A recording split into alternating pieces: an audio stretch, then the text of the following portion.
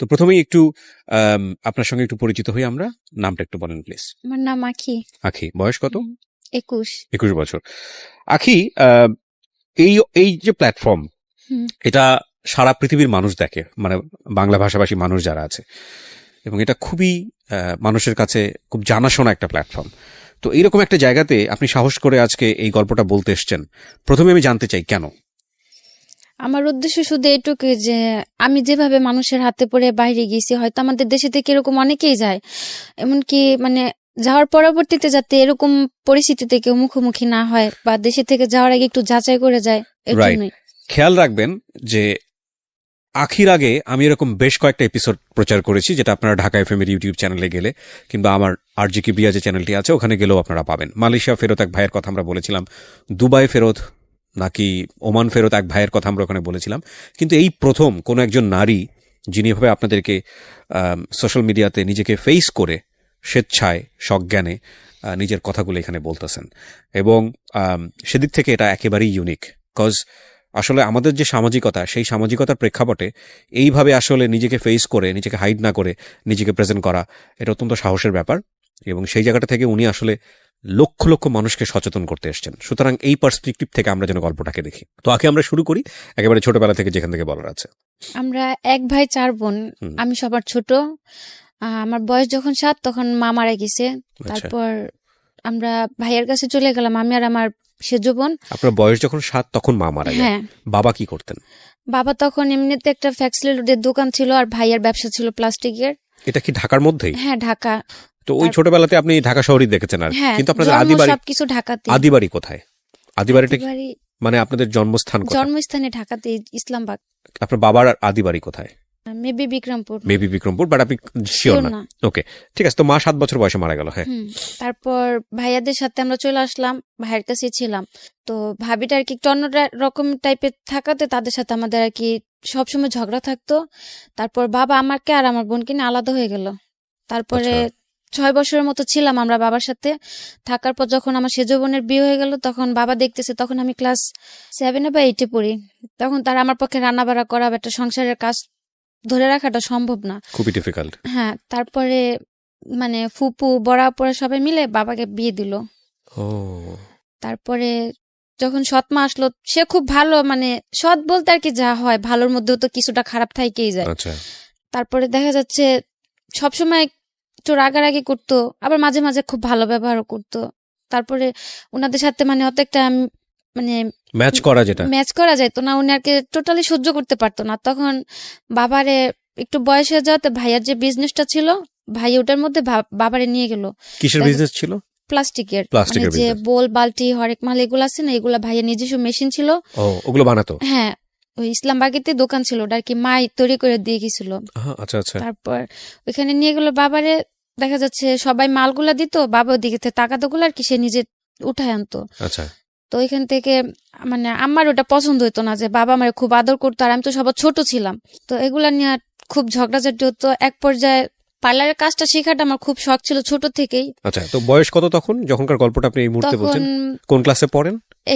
Class 8-এ পড়েন। ওকে, আমি আবারও বলছি সবাইকে যে আজকের এই গল্পটা এটা খুব গুরুত্বপূর্ণ একটা সোশ্যাল মেসেজ আছে এখানে, সচেতনতার জায়গাতে উনি যে কথাটা বলেছেন যে ওনার মতো করে যেন কেউ কখনো বিদেশে পাড়ি না জমায়। বুঝতেই পারছেন গল্পটার ধরনটা আজকে একটু খুব সেন্সিটিভ। সেই জায়গাটা থেকে আমি বলবো যে টানবেন না আপনারা, না টেনে পুরো গল্পটা শুনবেন কমপ্লিট মেসেজ পাওয়ার জন্য।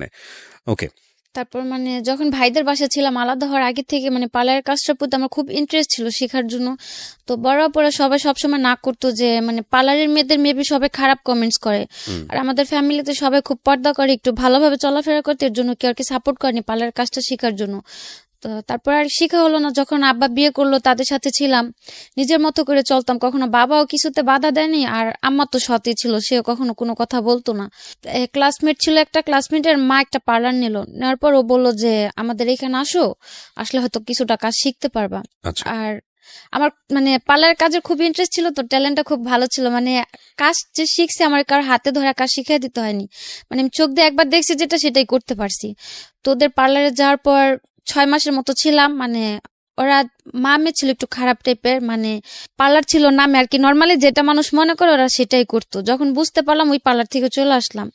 আসার পর বাড়িতে ছিলাম, থাকার পর মানে একটু ফ্রেন্ডদের সাথে এদিক ওদিক ঘোরাঘুরিতে মানে মন মানসিকতা একটু অন্যরকম হয়ে গেল। কেউ তো কোনো কিছু তো বাধা দেয়ই না। মানে পার্লার আপনার সামহাও ভালো লাগেনি আর কি, সে না, ওই কারণে আপনি পার্লারটা ভালো লাগেনি, মানে ওদের চলাফেরাটা বা ওদের কাজকর্মটা ভালো ছিল না, হুম। এর জন্য এখান থেকে চলে আসলাম। হুম, তারপর এক রোজার ঈদে নিউ মার্কেটে পার্লারের চুল রিবোল্ডিং করতে গেলাম। ওইখানে একটা আপু বললো যে আপনাদের যদি পার্লারের কোনো মেয়ে জানা থাকে, ফুল বিউটিশিয়ানও যদি হাফ হয় তাতেও চলবে, আমাদের এখানে আসলে আমরা কাজ শিখানি।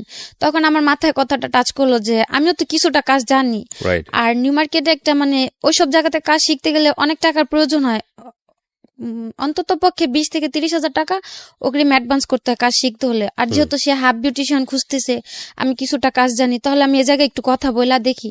তারপর উনি বললো যে যদি চেনা পরিচিত কেউ থাকে দিতে পারো। তা আমি বললাম যে আমি কাজ জানি, আমারে রাখবেন। পরে বললো কি কি পারো তুমি? আমি বললাম যে দেখা যাচ্ছে আমাদের ওটা তো এলাকার পার্লার আর এটা তো মার্কেট সাইড, আমি কাজ ফুলি জানি, মানে মিথ্যে কথা বললাম যে ফুলি জানি, হয়তো আমার এই জায়গাতে রাখে কিছুদিন কাজ শিখাই দিতে হবে, এই জায়গার সিস্টেমটা করা। তো উনি বললো আচ্ছা ঠিক আছে। তারপর ওই জায়গাতে কাজে গেলাম।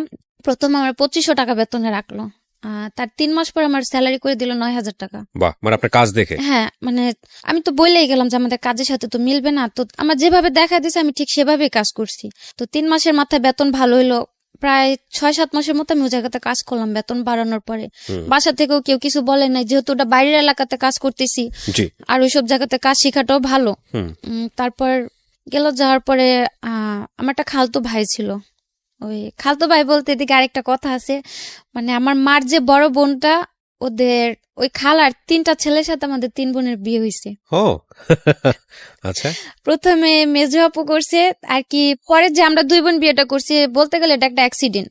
মানে হয় না যে মানুষ যে প্রতিনিয়ত একটা কিছুর জন্য দোষারোপ করতেছে, এক পর্যায়ে যে মানুষের মধ্যে কিন্তু একটা জিদ কাজ করে যে না আমি কিছু করতেছি না, তারপরে দোষ হচ্ছে। প্রতিদিনই আমার দোষ হচ্ছে, তাহলে আমি সেই কাজটাই করি। হ্যাঁ। তো আমার সেজো বোনটা আর কি এরকম কিছু একটা, আর আমার ওই বোনটার খুব রাগ, মানে অত্যন্ত পরিমাণে রাগ। ওরে প্রচুর এরকম টর্চার করা হতো যে ওর সাথে কথা বলবা নেই না সেই না, অথচ কিছুই করতেছে না। তো একদিন কথা কাটাকাটি হওয়ার পরে ও চলে গেল ওই খালতো ভাইয়ের সাথে। ও যাওয়ার পরে সিরিয়াল আসলো আমার, অথচ আমি কিছুই করতেছি না, জায়গাতে তো আমি আমার কাজকর্ম এগুলো নিয়ে বিজি। তারপর আমার সাথে কিছুটা ঝগড়াঝাটি হওয়ার পর ওই খালতো ভাইটা আমার পিছনে 4 বছর ঘুরছে, কিন্তু আমি কোনো কেয়ার করিনি, মানে ওইসবের প্রতি আমার কোনো মাথাই ছিল না। যে পার্লারের কাজ শিখতেছি নিজের মতো করে, সেগুলো নিয়ে আমার মাথা ব্যথা। তারপরে আমার সাথে ঝগড়া লাগে, তখন আমি নিউ মার্কেটের কাজটা ছাইড়া দিলাম। মানে কাজে যাওয়ার সময় একদিন বাসের থেকে কথা বলতেছি, ওই জানলা দিয়ে আমার ফোনটা চুরি নিয়ে গেল। তারপর থেকে খুব ভয় পাওয়ার পর আমি আর কাজেই গেলাম না নিউ মার্কেটে। তারপরে 2-3 মাস থাকার পর আমি ওই আমাদের এলাকাতে একটা পার্লারের কাজে লাগলাম 3000 টাকা বেতনে। ওইখানে কাজ করতেছি ভালোই। একটা ঈদের সময়, রোজার ঈদের সময় আমার সাথে আমার খুব ঝগড়া। তো উনি আমার বললো তুই বাসা থেকে বের হয়ে চলে যা। কোন আম্মা? আমার সৎমা যেটা। আচ্ছা। আমি তো বাবার সাথেই থাকতাম, যেহেতু সবার বিয়ে হয়ে গেছে, এখন শত কাপন হোক থাকার জায়গা ওইটাই ছিল। তো উনি আমার একটা থাপ্পড় দিল। তো উনি থাপ্পড় দেওয়াতে বাবা খুব রাগে গেল, আর আমার খুব কষ্ট লাগলো যে আমার মা মারা গেছে, আমি ছোটতে বড় হয়েছে, হয়তো কোনো ভাই বোন বা বাবার হাতে আমি কখনো মার বা গালি কোনোটা খাইনি, বা কেউ আমার কোনো সময় জোর গলে একটা কথা বলেনি। তো উনি একটা থাপ্পড় দেওয়া, তো আমি কিছু বললাম না। তারপর আমি আমার খালতো ভাইটারে মানে বললাম যে দেখ আম্মা আমার লোক এরকম এরকম করে। ও আমার বললো কি যে তুই চলে আয়, আমি তোরে নিয়ে যাম। মানে ওই সময়টা বিয়ে কি সংসার কি এগুলো তখন মাথায়ও নাই। ও বললো যে তুই চলে আয়, আমি তোরে নিয়ে যাম। আমি বললাম কই নিয়ে যাবি? কোলায় পর। তারপর যাওয়ার পরে ভালোবাসতেন ওকে? ও ভালোবাসতো, কিন্তু আমার ভিতরে ওর জন্য কোনো ফিলিংস বা কিছু ছিল না ওই মোমেন্টে। মানে ওই মুহূর্তে মানে মানে খুব কষ্ট লাগলো। বোনদের কাছে বললো, ওরা এটা খুব রাগারাগি করবে, আমি চাই না আর কি ঈদের একটা সময় ঝগড়াঝাটি হোক। তো কাউরে না বলতে পেরে খালতো ভাইটারে বললাম। বলার পর ও বললো যে চলে, তা আমার মাথায় আর কিছু গেল না, আমিও চলে গেলাম ওর সাথে, কাপড় চোপড় নিয়ে চলে গেলাম। তারপর বিয়ে টিয়ে করলাম, 7 মাসের মতো আলাদা বিয়ে করে ফেললেন? মানে কাউকে জানালেন না? না, বাবা কেউ না? না কেউ না। ও কাউকে জানায়নি? না, আচ্ছা।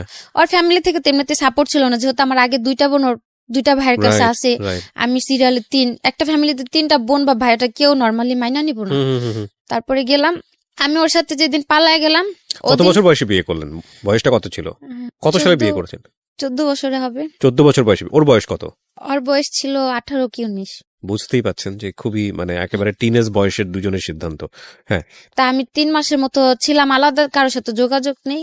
হঠাৎ করে জানতে পারলাম যে এরকম এরকম আমার কারণে ওই ভরাপুরে দুলাভাই রেখে চলে গেল। তো ও আর কিছু বলেনি, ও বলছে যে থাক, হয়তো এটা আমার নসিবে ছিল না, থাকেনি, উনি আমার কোনো সমস্যা নেই, তোরা বিয়ে শাদী করছিস, তোরা তোর মতো ভালো থাক, এগুলো নিয়ে কোনো টেনশন করে কিছু নাই। ওইভাবে ছিলাম 7 মাস। 7 মাস থাকার পরে ও এমব্রয়ডারি কাজ করতো। দুজনের বয়সটা যেহেতু কম ছিল আর সংসার জিনিসটাও বুঝতাম না, চলাফেরার একটু প্রবলেম ছিল। ও বললো কি যে মানে তো এমব্রয়ডারি কাজটা একটু মানে খারাপ যায় কুরবানিদের পরে, বছরের লাস্টের দিয়ে। ও তখন ও বললো কি যে তুমি তোমার বোনের কাছে চলে যাও, আমি 3-4 মাস একটু বাইরে সাইডে যা কাজ করি, যদি আমার টাকা টুকা মিলে আমি তোমার আবার নিয়ে এসে পড়ো। তো তখন আমি আবার ওরে বললাম, যেহেতু আমি পার্লারের কাজ জানি, আমি খুব নর্মালি 4-5 হাজার টাকা বেতনে একটা কাজ করতে পারো, আর তুমি যদি 3-4 হাজার টাকা কাজ করে দুজনে চলা হয়ে যাবো, তা আলাদা হওয়ার কিছু নাই। মানে খুব রাগারাগি চিল্লাচিল্লি হইলো। তারপর এক পর্যায়ে আমার জোর করে আপুর বাসায় পাঠাইলো। পাঠানোর পরে দেখা যাচ্ছে ও যোগাযোগ একই এলাকাতে আছে কিন্তু আলাদা। ওরে যদি আমি বলি যে এভাবে কি থাকা যায়, মানুষ তো খারাপ বলে। আর এ আপু একা থাকে, ও কাজ কাম করতেছে একা থাকে, যেহেতু তোমার ভাইও চলে গেছে, ওর ঘরে বসে খাওয়াটা তো আর আমার সম্ভব না। আর ও টাকা টুকাও দিত না, বরং আমি কাজ করতাম, আমার টাকা ওরও লাগতো। তারপরে ও বললো যে দেখো এখন তো আর সংসার করার বয়স না, এটা হচ্ছে একটা স্বাধীনতার বয়স। কে বলছে এটা? আমার হাজবেন্ড। ওকে। এখন এটা হচ্ছে একটা অল্প বয়স, মানে এখন বলতে গেলে আমি স্বাধীন, আর তোমার নিয়ে থাকতে গেলে আমি বন্দী হয়ে থাকতেছি, আমি যা করতেছি তোমার বলতে হইতাছে, আমার মাথায় একটা টেনশন থাকতেছে সবসময়, সংসার এগুলো আমি নিতে পারতাছি না, তুমি থাকো তোমার মতো করে। তারপরে এগুলা হওয়ার পরে ছিলাম আপুর কাছে, থাকার পরে ইন্ডিয়াতে গেলাম। ইন্ডিয়াতে আমার মানে ইন্ডিয়া যাওয়ার সিদ্ধান্ত নিলেন কেন? ইন্ডিয়া যাওয়ার প্ল্যানটা আসলো যে ও নিতে চাইতেছে না, আর এদিকে থাকলো সবার কথা শুনতে হইতেছে, কেউ ভালো বলতেছে, কেউ খারাপ বলতেছে, আবার কেউ এরকম মন্তব্য করতেছে যে 3 বোন বিয়ে বসলাম, 1 বোনের সংসারটা ঠিক আছে, 2 বোনই থাকতে পারলাম না, কি বিয়ে করলাম। তো এক পর্যায়ে মানে বাধ্য হলাম যে আমি এদের মাঝে থাকবো না। তারপরে ওই ভাইয়ের কাছে আমি যোগাযোগ করলাম যে ভাই আমারে যদি পারেন কোথাও পাঠায় দেন একটা বাসা বাড়ির কাজে, আমি যাই। এই ভাইটাকে আপনি চিনতেন কিভাবে? ওই ভাইটারে চিনতাম, ওই যখন আমি নিউ মার্কেটে পার্লার কাজ শিখলাম না, ওই বাসার ওইখান থেকে যাওয়া আসা করতাম, ওইখানে ওনার ক্লাব ছিল। আচ্ছা, কিসের club? Dance club. Dance club, ওখানে কি হতো? মানে উনি নাচ শিখাইতো পোলাপানদের, তারপর যে গায়ে হলুদে বিয়ে বাড়িতে নাচানাচি করে না মেয়েরা যায়, মেয়েরা ছেলেরা ওনার থেকে মানে ওনার সাথে কন্ট্যাক্ট করে লোক পাঠাইতো। তারপরে বাহিরেও মেয়েরা বাইরে ডান্স করতে যায় না, এগুলো উনি পাঠাইতো। আচ্ছা। তারপর ওনার আমি বললাম যে ওনার সঙ্গে আপনার পরিচয় কিভাবে? পরিচয় কেন? একটা অনুষ্ঠানে গেছিলাম, ওইখান থেকে আর কি পরিচয় হয়েছিল। বিয়ের সাজানোর অনুষ্ঠান, সেই অর্থে পরিচয় হওয়া। পরিচয় হওয়া মানে ওর মধ্যে এমনিতে কথাবার্তা চলতো, ওনাদের বাসায় আমি গেতাম, ওনার মা আমারে খুব আদর করতো। এখানে একটা বিষয় খেয়াল করবেন সবাই, আমরা গল্পের ব্যাকগ্রাউন্ডে আছি যে কেন উনি বিদেশ গেলেন। উনি যে ঘটনার মধ্য দিয়ে আগাচ্ছেন, এরকম ঘটনা অনেকেরই আছে। হ্যাঁ, সো এই ঘটনাগুলোকে নিয়ে ওনাকে ক্রিটিসাইজ করার দরকার নাই বা ওনার দিকে আঙুল তোলার দরকার নাই। আমাদের মূল জায়গাটা হচ্ছে, গল্পটা বোঝানোর জন্য আমরা ব্যাকগ্রাউন্ডে আছি, মূল জায়গাটা হচ্ছে যে কোনো পরিস্থিতিতে পড়েই আপনি বিদেশ চান না কেন, সেই বিদেশ যাওয়াটা সিস্টেমেটিক আছে তো, বা বিদেশ যাওয়ার পরে আপনি যে অভিজ্ঞতার মুখোমুখি হচ্ছেন, এটা কি আপনার কারণেই হচ্ছে, এই জায়গাগুলো ফোকাস করবেন। ঠিক আছে? সো দয়া করে সবাই ওনার দিকে অঙ্গুলি নির্দেশ করবেন না। হ্যাঁ, ওকে, হ্যাঁ বলেন। তো ওর সাথে শেয়ার করলেন যে আমি কি করা যায়। তারপর ওনারে আমি বললাম যে ভাইয়া আমার বাইরে পাঠা দেন, আমি চলে যাম। উনি আমার অনেক বুঝাইলো যে তোমার বয়সটা এখনো বাইরে যাওয়া। বাইরে কেন যাবেন আপনি? আপনার মাথায় কেন আসলো বাইরে যাওয়ার? মানে আমি যে মানুষের এত কথা মানে নিতে পারতেছিলাম না, যে আপুরাও কেউ সাপোর্ট করতেছে না। মানে দেশের বাইরে কথা বলেছেন নাকি ইন্ডিয়া যাওয়ার কথা বলেছেন? ইন্ডিয়া যাওয়ার কথা আপনি বলেছেন? না, ওই ভাই বললো যে ইন্ডিয়াতে যাও। আপনি ওনাকে ফার্স্ট কি বলেছেন? যে কোনো একটা জায়গাতে একটা ভালো পরিবেশে আমরা পাঠাইলেই হবে। এটা কি দেশের বাইরে? হ্যাঁ। তো উনি যে দেশের বাইরে লোক পাঠাতো আপনি জানতেন কিভাবে? হ্যাঁ, ওই যে ওনাদের বাসায় আমি যাওয়া আসা করতাম, বাসা ছিল ওনাদের 2 তলা, ফ্যামিলি সবাই থাকতো, নিচতলা ওনার ক্লাবটা ছিল। ওখান থেকে মেয়েরা বাইরে যাইতো ডান্সের জন্য, যেভাবে যাইতে চাইতো সে ওইভাবে পাঠাতো। আচ্ছা। তো ওইভাবে আমার তারে বলা যে ভাই আমি তো ডান্স পারি না যে আমার ক্লাবে পাঠাবেন, আমার একটা বাসা বাড়ি বা যদি কোনো একটা ভালো কাজে পারেন আমার পাঠান। তো উনি আমার বুঝাইছিল যে যাওয়ার দরকার নেই, সবার বাইরের লাইফটা শুট করে না, তো তুমি যাও না। বললাম যে ভাই আপনি তো পাঠাবেন, আর আপনি যদি আমার এত আদর করেন, আপনার উপর আমার অতটুকু বিশ্বাস আছে, আপনি আমার খারাপ কোথাও পাঠাবেন না। তো ঠিক আছে, উনি বললো যে আচ্ছা ঠিক আছে। যেদিন বললাম তার বিকেল আমার বলতেছে কি তুমি চলে আসো, শুধু একটা 3 পিস নিয়ে একটা কাপড় নিবা, বেশি কিছু না নিয়ে আসো। আমি বললাম আমি কই যাম? বললো যে তোমার বাইরে পাঠাম। তা আমি পুরা মানে অনেকটা আজও বললাম যে একদিনের মধ্যে কি কেউ বাইরে যাইতে পারে? উনি বললো যে পাসপোর্ট করা ছিল, আমার আগে থেকে পাসপোর্ট করা ছিল। বললো তো, বলার পর আমি আর বেশি কিছু বললাম না। বাসা যে আপুটার কাছে ছিলাম, যেমন আমার 3টার দিকে বের হইতে বলছে, আমি 2:30টার দিকে ওরে ফোন দিয়ে বলছি যে এরকম আমি বাইরে চলে যাম। তখন আমি জানি না আমি কোন দেশে যাচ্ছি বা কি কাজে যাচ্ছি, কি আসে বিষয় জানি না। তো যাওয়ার পরে উনি বললো যে আমার ডাইরেক্ট পাঠাইতেছে, কিন্তু তারা আমার ব্ল্যাকে ইন্ডিয়াতে পাঠাইলো। আপনাকে বললো যে আপনি ইন্ডিয়া যাচ্ছেন? হ্যাঁ, আমি রাস্তাতে জানতে পারলাম, যাওয়ার পথে জানতে পারলাম যে আমার ইন্ডিয়াতে পাঠাইতেছে। মানে আপনার তখন জীবনটা এত সহজ মনে হয়েছে আপনার কাছে? আপনার বয়স কত তখন? 15-16 হবে। 15-16 বছরের বয়সের বাচ্চার কাছ থেকে, তো বাচ্চাই, শিশুই বলা চলে, টিনেজ বয়সের একটা মেয়ের কাছ থেকে এত কিছু এক্সপেক্ট করানো আমাদের উচিত হবে না। খেয়াল রাখবেন, দিস ইজ দ্য রিয়েলিটি। এবং জীবনে কখনোই মানে আমার জীবনে যা ঘটে গেছে পুরো দুনিয়াটাই এরকম, এভাবে জাজ করার কোনো দরকার নেই।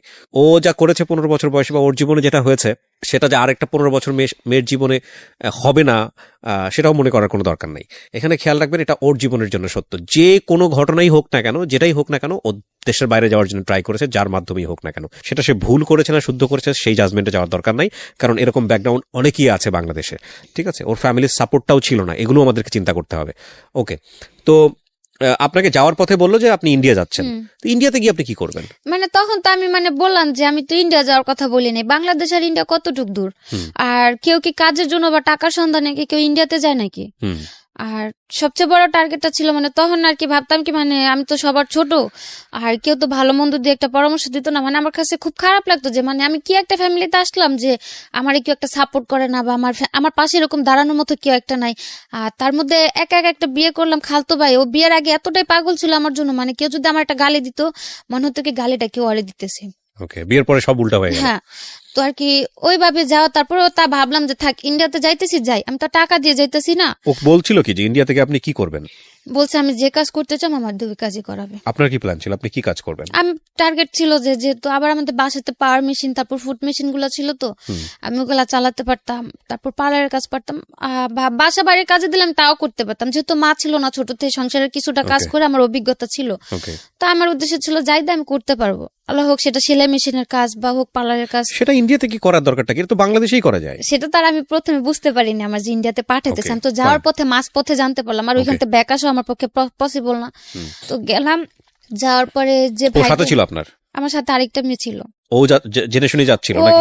যাওয়ার পথে আমারে বললো যে ও কোন টাকা যাইতেছে 1 সপ্তাহের জন্য, খারাপ কাজের জন্য। তা আমি ভাবলাম যে থাক, তারা তো বলছে যে যে কাজের জন্য যায় ওই কাজের জন্যই যায়, ওটা যার যার ব্যক্তিগত ব্যাপার।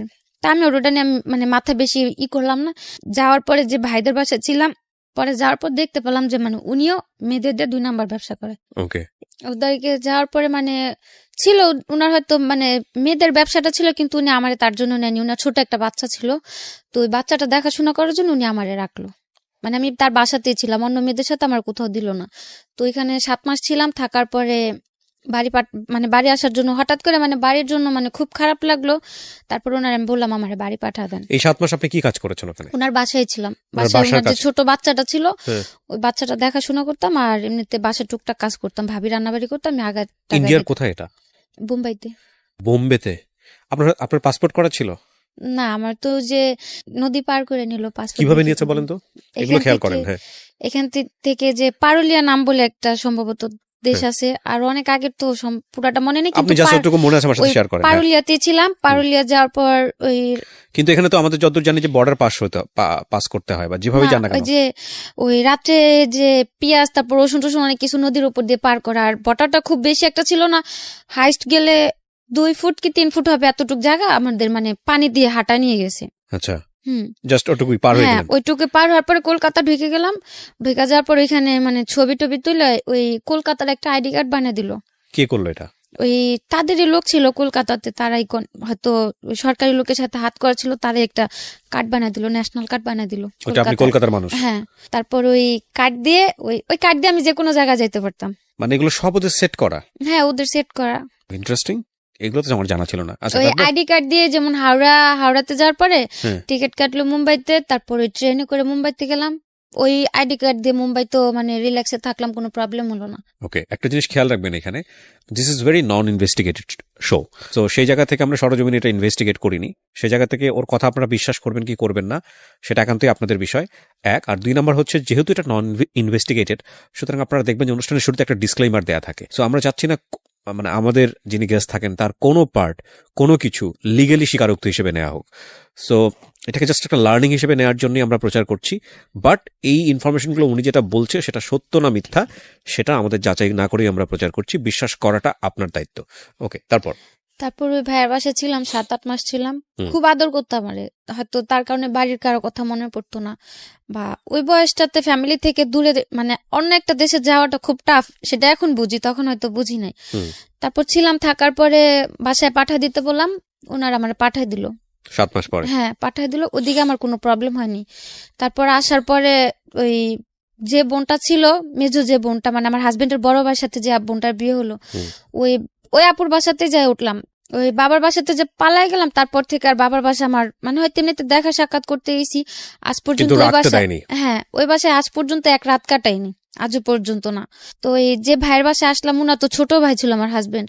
ওই ভাই আমার বাসায় তোলার আগে জিজ্ঞেস করলো যে তোমার যে আমি বাসায় তুলুম, তুমি কি আমার মুখটা রাখবো ওই জায়গায়, আমার বাড়ির কাছে আবার চলে যাবা? যদি চলে যাও তাহলে আমার বাড়ি একদম মানে যাওয়ার পথে সালাম করে যাবা, আর কোনোদিন এদিক ফিরে তাকাবা না। এটা আপনাকে কে বলছে? মেজো আপুর হাজবেন্ড। মেজো আপুর হাজবেন্ড? আমার- সেও তো আপনার খালাতো ভাই? হ্যাঁ, ওই আমার হাজবেন্ডের বড় ভাই বললো, যেহেতু ওনার ছোট ভাইয়ের সাথে একটা অ্যাক্সিডেন্ট হয়ে গেছে, ওকে ওকে, এখন উনি আমার জায়গাটা দিব, তো রাইট। ওনারটা কথাটা হচ্ছে যে তুমি আমার মুখটা রাখো, আমার ফ্যামিলির কাছে আমার তুমি নত করো না। হুম। ঠিক আছে, আমি বললাম আচ্ছা ঠিক আছে। তো যাওয়ার 3 দিন পর ওই আমার হাজবেন্ড খুব মানে পাগল হয়ে গেল নেওয়ার জন্য। তারপর আমি, অনেকদিন পরে দেখেছে। হ্যাঁ, তারপর আমি বললাম যে আমি একা তোমার কাছে যাইতে পারো না, যদি তুমি তোমার ভাই বোন নিয়ে আসে আমার নিয়ে যেতে পারো, আমি যাম, আমি একা যাইতে পারো না। তারপরে ওর যে বড় 2টা বোন ছিল, ওর বড় 2 বোন ওই ভাইরে বুঝাইলো যে থাক, বিয়ে শাদী করছে, সংসার করে খেতে পারলে আঙ্গ কি, হয়তো এখন যদি আমরা না করি পরবর্তীতে এগুলো নিয়ে একটা পর্যায়ে আঙ্গ দোষারোপ করবো, তার চেয়ে থাকুক না, সমস্যা কি।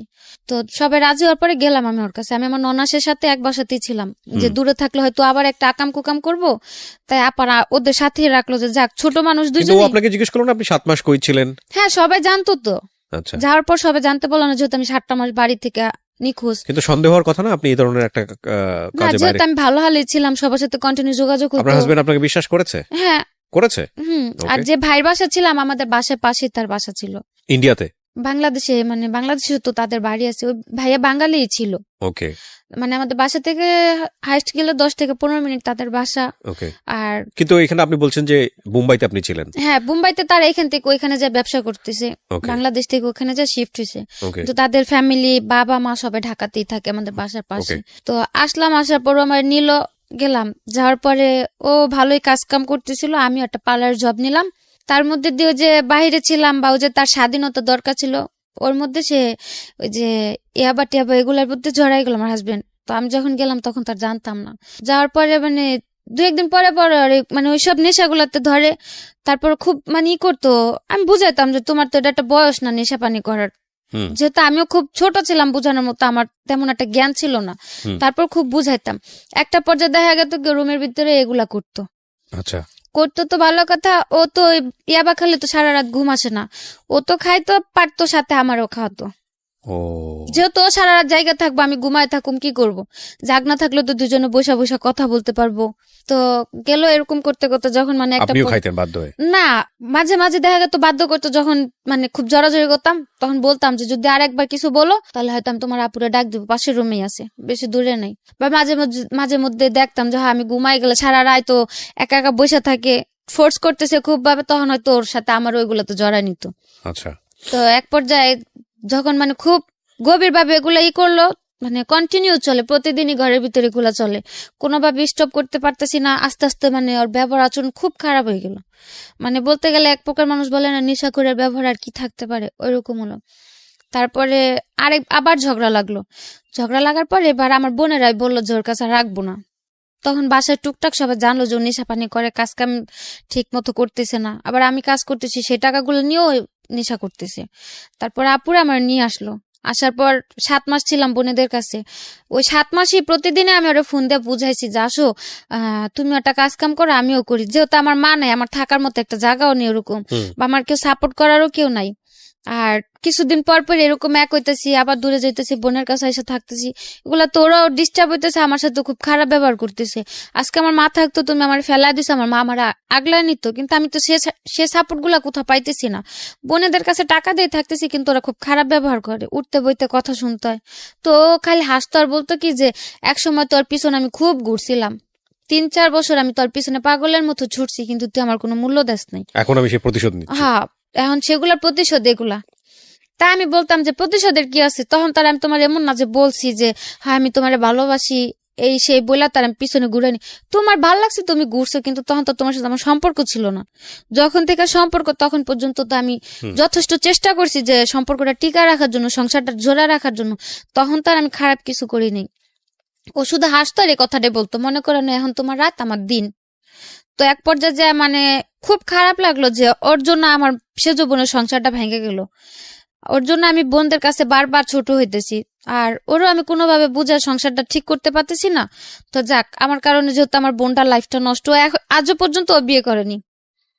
ও সেজো আপুর কাছে থাকে, কাজ করে, সেজো আপুর কাছে থাকে। তো মাঝে আবার একটু কথা রয়ে গেছে যে ভাইয়ের দোকানে যে বাবা মানে ব্যবসাতে ছিল না, ভাই মাঝে স্ট্রোক করলো, বাবারে বের করে দিল ভাইয়ের দোকান থেকে। তারপর বাবা রিক্সা চালাতো।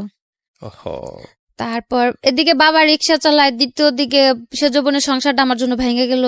মানে এদিকে হাজবেন্ডও খারাপ ব্যবহার করতেছে, আর আমি তখন কাজ করতাম 5-6 হাজার টাকা বেতনের একটা কাজ করতাম।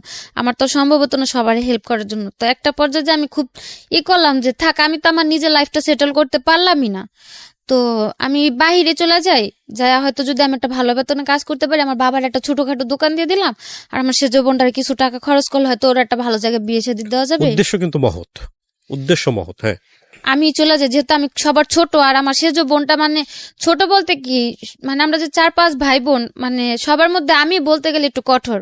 মানে আমি যে কোনো জায়গায় যে কোনো পরিস্থিতিতে নিজের তৈরি করে নিতে পারি, কিন্তু আমার যে সেজ বোনটা খুবই মানে নরম, বলতে গেলে খুবই নরম। ও কারোর সাথে দুটা কথা বলতে গেলে একবার জায়গায় 10 বার চিন্তা করে কথা বলে।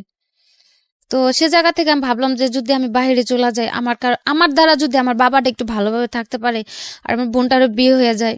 তো এগুলা টার্গেট করে আমি ওই ভাইয়ের কাছে আবার গেলাম, যার পর বললাম যে ভাইয়া, আমি ইন্ডিয়া সব ছোট কোনো জায়গায় যাবো না, আমার অন্য কোনো একটা ভালো জায়গায় পাঠান, যাতে আমি আমার ফ্যামিলিটার জন্য অন্তত কিছু করতে পারি। আমি আমারই নিয়ে চিন্তা করি না, কারণ আমি একা সবার ছোট মানুষ, আমি একা একটা মানুষ। আমি হয়তো মানুষের বাসায় কাজ করে খেলেও খাইতে পারুম, হয়তো আমি আমার বাবাটার আর বোনটার লাইফটা যদি সেটেল করে দিতে পারি, তাহলে তো আমার কাছে নিজে খুব ধন্য মনে হইব। তো তারপর উনি বললো যে আচ্ছা ঠিক আছে, পাসপোর্ট দিয়ে যায়, আমি দেখি। তো দিয়ে আসলাম পাসপোর্ট দিয়ে আসার 1 মাস পরে ওই শবে-বরাতের দিন আমারে ফোন করলো যে আমার পাসপোর্টে ভিসা লাগছে মালয়েশিয়ার। তো আমি জিজ্ঞেস করলাম কি কাজ মালয়েশিয়ার? পরে বললো যে তুমি মালয়েশিয়া যে পার্লারের কাজ করতে পারবা। তা আমি বললাম আচ্ছা ঠিক আছে। তারপরে বাসা সবারে ওই শবে-বরাতে নামাজের পরে, মানে আমার ফোনেও ছবি পাঠাইছিল যে মালয়েশিয়ার ভিসা আসছে, ওই ছবিটা সবাই দেখাইলাম যে এরকম এরকম মালয়েশিয়া চলে যাম। তারপর সবাই খুশি যে এই মালয়েশিয়া যাও কি এই ভাইয়ের মাধ্যমেই? এই যে ভাই পার্লারে কাজ করতো? না, ওই যে ক্লাবে ছিল যে ভাইটা, যে ভাইটা আপনাকে ওই আপনি ক্লাবে পরিচয় হলেন, যে আপনাকে ইন্ডিয়া পাঠিয়েছিল একটু আগে, সেই ভাই। ওকে। তার 15 দিন পর আমার টিকিট আসলো। তো আপনি ওই ভাইকে বিশ্বাস করলেন কিভাবে? আপনাকে এর আগে পাঠিয়ে দিল ইন্ডিয়াতে, এরকম একটা জায়গায়? ইন্ডিয়াতে পাঠালো, তখন তো আর তাদের পরিবেশটা খারাপ ছিল, কিন্তু আমার সাথে তো আর কেউ খারাপ কিছু করেনি, আমি তো ভালো কাজ করলাম। সেজন্য ট্রাস্টটা ছিল, যেহেতু খারাপ পরিবেশে তো মানুষ ভালো কাজ করেছে আমার সাথে তো কোনো অত্যাচার বা খারাপ কিছু হয়নি। ওই বিশ্বাসে আমি বললাম যে ভাই আপনার আবার কোথাও পাঠায় দেন, কিন্তু আমি ইন্ডিয়া এসব জায়গায় কোথাও যাবো না। পরে ভিসা আসলো 2017 জুনে। আপনি টাকা দিয়েছিলেন? না, আমার কোনো টাকা লাগে, টাকা ছাড়াই ভিসা? হ্যাঁ। কোথায়, কোন দেশে? মালয়েশিয়াতে। ওকে। পাসপোর্ট করা ছিল আপনার? হ্যাঁ, পাসপোর্ট আমার করা ছিল। তারপর ওই 18 তারিখে বললো যে জুনের 1 তারিখে প্রথম ফ্লাইটটা ছিল, জুনের 1 তারিখে। পরে আমার ফোন দিয়ে বললো যে এরকম জুনের 1 তারিখে তোমার ফ্লাইট, হ্যাঁ তোমার শপিং টপিং কিছু করা লাগলে তুমি করে নাও। তা আমি বললাম যে আমি শপিং করবো, আমার কাছে টাকা টুকা নেই, যদি কিছু নিতে হয় ওনাদের বলেন আমার টাকা দিয়ে নিতে, আমি যাওয়ার পর কাজ করলে আমার বেতন কাইটা রেখে দিব। কিসের কাজ ছিল? বলছিল পার্লারের কাজ। ওকে। তারপরে আমারে 10,000 টাকা দিছিল। তো যাওয়ার জন্য আমি একটা লাকেজ বা টুকটাক কিছু শপিং করলাম যে যাওয়ার জন্য। তারপর 1 তারিখে ফ্লাইট ছিল, 1 তারিখে আমি বেরোলাম। আমারে বললো মানে 9টা ফ্লাইট ছিল, অন্তত 3 ঘন্টা আগে তো এয়ারপোর্টে যে উপস্থিত থাকতে হয়। তো তারা আমারে বললো কি যে 7টার দিকে তুমি রুম থেকে বেরোবা। তো 7টার দিকে বেরোয় তো আর ওই 9টার ফ্লাইটে যা পৌঁছানো সম্ভব না, রমজানের মাস, রাস্তাঘাটও মানে ট্রাফিকের প্রবলেম থাকে। তারপর অর্ধেক পথ যাওয়ার পরে তারা বললো যে তুমি যা পৌঁছাতে পারবা না, টিকিট এটা ক্যান্সেল হয়ে গেছে, তুমি বাসায় চলে যাও, আবার অন্য কোনো মানে ফ্লাইটে যেতে হবে, অন্য কোনো ভাবে টিকিট করতে হবে। তারপর যাওয়ার পরে জুনের 18 তারিখ আমার কনফার্ম ফ্লাইট হলো। 2017? তারপর 2017-তে জুনের 18 তারিখে আমি মালয়েশিয়াতে গেলাম। যাওয়ার পর 2-3 দিন রেস্ট করতে দিল। যাওয়ার পরে কোথায় উঠলেন? যাওয়ার পর যে ভাইয়ারা নিল তাদের বাসায় নিয়ে গেল। বাঙালি? হ্যাঁ। আচ্ছা। তারপর ওনাদের বাসায় গেলাম, যাওয়ার পরে আমি গেছিলাম, আমার সাথে আরো 2টা ফ্যামিলি, মানে আমার তো টুরিস্ট নিছিল প্রথমে। তারপর গেলাম, যাওয়ার পর আমার মানে টুরিস্টে নিল, আমার যেমন আমার ওয়াইফ বানালো, আমার সাথে আরেকজনের হাজবেন্ড বানালো, এরকম ভাবে 3টা ফ্যামিলি গেলাম আমরা। আপনাকে ওয়াইফ বানিয়েছে, আরেকজনকে হাজবেন্ড আরেকজনের হাজবেন্ড মানে হাজবেন্ড ওয়াইফ হানিমুন ভিসাতে মানে টুরিস্টে ঘুরতে যাইতেছি, ওকে। ওইভাবে করে নিল। এই কার্ড বের করেছে, কাবিননামা টামিননামা এগুলো বের হ্যাঁ, করেছে, ওনারা এই সবগুলা বের করে নিছে। ওরাই বের করে দিয়েছে। হ্যাঁ, আচ্ছা। আমার কিচ্ছু করতে নেই, শুধু আমি পাসপোর্ট জমা দিলাম আর মালয়েশিয়া চলে গেলাম। আর মাঝে যে কাজগুলা ছিল ওই কাবিননামা, তারপরে ওই হোটেল বুকিং টুকিং এগুলা তো শো করতে হয় এয়ারপোর্টে, যে হানিমুনে যাইতেছি কোথায় যে উঠবো এগুলো তো শো করতে হয়, তারপরে টাকাও শো করতে হয়, ওগুলা সব তারাই করলো। তো আপনি বলতেছিলেন না যে এগুলো যে 2 নাম্বার, এগুলোর কোনো প্রকার কোনো বিপদ হবে কিনা? না, ওনারা বলছে যে মানে নরমালি কাজের মানে মেয়েদের কাজের জন্য নরমালি মালয়েশিয়ার কোনো ভিসা নাই, মানে যে যেমন সৌদি আরব অন্যান্য রাষ্ট্রে যেমন মানে মেয়েদের- টুরিস্ট ভিসাতে যাবে, তারপরে হ্যাঁ, গিয়ে তারপরে যা করার তারপরে যদি ভালো কাজ হোক খারাপ কাজ, ওটা যার যার সিদ্ধান্ত। হ্যাঁ, যেমন লোকের কাছে যা পাবে সে তেমন কাজ করব। তারপর গেলাম, যাওয়ার পর 3টা ফ্যামিলি গেলাম, 3টার মধ্যে 2টা এয়ারপোর্টে আটকায় দিল, মালয়েশিয়ার এয়ারপোর্টে ইমিগ্রেশনে। তো আমাদের কোনো প্রবলেম হয়নি, আমরা বের হয়ে গেলাম। ইমিগ্রেশন পার হয়ে যখন এয়ারপোর্ট থেকে বের হবো, ওই এয়ারপোর্টের 2টা এমনি লোকাল পুলিশ ছিল, ওই পুলিশগুলো মানে আমার সাথে যে ছেলেটা ছিল, ছেলেটা জিজ্ঞেস করলো যে ইংলিশে জিজ্ঞেস করলো যে তোমাদের এজেন্ট আছে। ও ও কিছুই বুঝলো না, কিন্তু ঠাস করে বলে দিল যে ইয়া এজেন্ট। তো পুলিশ ভাবলো কি যে মানে সম্ভবত এজেন্ট আছে, আমাদের দুজনকে নিয়ে সাথে সাথে পুলিশের গাড়িতে তুইলা দিল। তো পুলিশের গাড়িতে? হ্যাঁ, Okay. এয়ারপোর্ট থেকে বের করে পুলিশের যে গাড়িগুলো নরমালি ওগুলা তো উঠাইলো। তো উঠানোর পর তো মানে আমার খুব রাগ হচ্ছে, এক প্রকার তো রাগ হচ্ছে, দ্বিতীয়ত ভয় হচ্ছে, খুব কান্না করতে ইচ্ছে করতেছে যে ভাষা পারি না, মাত্র আসলাম, আর এখন যদি পুলিশে ধরে তারা কি ছুটা নিব না, কি হবে, কি একটা মানে টেনশন। তারপরে ওই ছেলের কাছে সিম দিছিল, মালয়েশিয়ার সিম, তো ওই সিম চালু করেছিল আমার কাছে, যে ভাইয়ারদের নাম্বার ছিল না, আমি ফোন দিলাম, তখন মালয়েশিয়ার টাইম সকাল 7টা বাজে। তো ফোন দিলাম, ফোন দেওয়ার পর ওই আপুটা ফোন রিসিভ করলো, ভাইয়ার ওয়াইফ রিসিভ করার পর আমি অনেক চিল্লাচিল্লি করলাম যে কিরকম অশিক্ষিত একটা লোক দিয়েছেন সাথে, সারা ইমিগ্রেশন পার করে আইসা মানে আর এক পা গেলে এয়ারপোর্ট থেকে বের হয়ে গেছি, মেন গেটের সামনে এসে কি বললো, পুলিশ এখন গাড়িতে তুলে রাখছে। তারপর বললো যে আচ্ছা ঠিক আছে সমস্যা নেই, ইমিগ্রেশন পার হয়েছে, বললাম হ্যাঁ। পরে বললো পাসপোর্টে ইমিগ্রেশনের থেকে সিল দিছে, মানে একটা চপের মতো দেয় ওইটা দিয়েছে, আমি বললাম যে হ্যাঁ দিছে। তাহলে আর কোনো সমস্যা নেই, ওটা তোমাকে নিয়ে এমনি ঘুরে আগে ছাইড়া দিব, তোমাকে জেলে আর ঢুকাইতে পারবো না, কিচ্ছুই না, রাগারাগি কোনো নর্মাল থাকো, মানে দেখা যাতে বুঝতে না পারে যে তোমরা ভয় পাইতেছো বা কিছু একটা। তো বললাম যে ঠিক আছে। তো 1 ঘন্টা 1.5 ঘন্টা মতো ঘোরাঘুরি করার পর যে এজেন্টের মাধ্যমে আমরা গেলাম, মানে সাথেও একটা লোক ছিল আমাদের, ওই লোকটা তারপর ওই মালয়েশিয়ার রিঙ্গিত 4000 রিঙ্গিত আমাদের দুজনের ছুটা নিল এয়ারপোর্ট থেকে ঘুষ দিয়ে। তারপরে বাসাতে গেলাম, যাওয়ার পরে ওই দিন আর কিছু হয়নি, সকালবেলা আমি ফ্রেশ রেস্ট করলাম, যেহেতু 2-3 দিনের জার্নি। তারপর ছিলাম গেল 1 সপ্তাহের মতো রেস্ট করলাম, রেস্ট করার পরে ওই আপুর সাথে কথা বলতে বলতে একটু ফ্রি হলাম।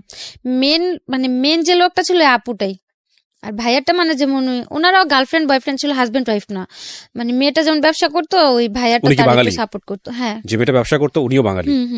তো আমি বললাম যে আপু 1 সপ্তাহ হয়ে গেছে, তো আমার কোথায় কাজে দিবেন বা কি কিছু তো বললেন না। পরে বললো থাকতে থাকো, তোমার তো সমস্যা নেই, তুমি থাকতে থাকো, সময় হলে আমরাই তোমার কাজে পাঠাম। তো আমি আর কিছু বলি না, ভাবলাম হয়তো যেহেতু বললাম সে পার্লারের কাজ, হয়তো যে প্রসেসটা আমার কাজে দেবে ওই জায়গাটা খালি নাই। ওই একদিন রাত্রে আমার বলতেছে যে তুমি রেডি হও, তোমার কাজে যাইতে হবে। তা আমি বললাম যে রাত্রেবেলা আমি কিসের কাজে যাব? পরে বললো যাও। তো যাওয়ার পরে দেখি যে মানে ওই জায়গাতে আর কি, যে জায়গাতে মেয়েরা কাজ টাজ করে ওই জায়গাতে আমার নিয়ে গেছে। তারপরে আমি বললাম যে আমার এই জায়গায় নিয়ে আসছেন কেন? পরে বললো কেন তোমার কি বলেনি তুমি কি কাজে আসছো? আমি কো আপু তো আমি যে আজকে 1 সপ্তাহ 2 সপ্তাহ ধরে ঘরে আছি, আপু আমার একবারের জন্য বললো না যে আখি তুমি এই কাজটা করবা, বা আমার দেশেতেও তো বইলা পাঠালাম পার্লারের কাজ করবো, তো এটা আমার কি জায়গাতে নিয়ে আসলেন? পরে বলতেছে এটা মেসেজ সেন্টার। মাসাজ সেন্টার, ওকে। তো আমি বললাম মেসেজ সেন্টার, তো আমি তো মাসাজ টাসাজ করতে পারি না, পার্লারের কাজ দিন আমার মাসাজ সেন্টার আনবে কেন? পরে বললো যে চুপচাপ থাকো এই জায়গাতে, অন্তত কোনো ক্যাচাল করো না, ভালো হবে না। ও জায়গার বস টস গুলো ছিল চীনা। তা আমি বললাম কেন আমি ওই জায়গাতে থাকুম? তা আমি চিল্লাচিল্লি করে উঠে নিলাম। আমার বললো যে দেখো বেশি চিল্লাচিল্লি বা বেশি জোর দেখো এই জায়গাতে তুমি বেশি কিছু করতে পারবা না। এছাড়া ওইদিকে যে মানে সব মেয়ে, তারপর যে কাস্টমার আসতো সবগুলো বাঙালি, সব বাঙালি, নেপালি, পাকিস্তানি এগুলা ছিল। আবার ওই দেশের লোকজনও ছিল, মানে সব মিক্স করা, কোনো এক জাতির কিছু না। তারপর ওদিন রাত্রে আর মানে যেহেতু ওই জায়গাতে আমি কিছু করতে পারতেছি না, আমি আর কিছু বললাম না। পরে বাসা আসার পর খুব চিল্লাচিল্লি করলাম যে আমার তো এগুলা বলে নাই, বা আমি এগুলো করুম না, আমার দেশে পাঠা দেন, আমি এগুলোর জন্য আসিনি, আমার বাড়ি পাঠা দেন। পরে বললো বাড়িতে টাকা দিতে বলতে তোরে দেশে পাঠা দিন। মানে এখন বলতেছে বাড়ি থেকে টাকা পাঠাও, তাহলে দেশে পাঠাই দিব। তো পরে আমি বললাম যে বাড়ি থেকে টাকা দিব, আমার তো বাড়িতে এরকম কোনো পরিস্থিতিও নাই, আমার বাবা চালায় রিক্সা, আর ভাইও তেমন একটা মানে ভালো পর্যায়ে নেই যে আমার কেউ 2-3 লাখ টাকা দিয়ে আমার এখান থেকে নিব।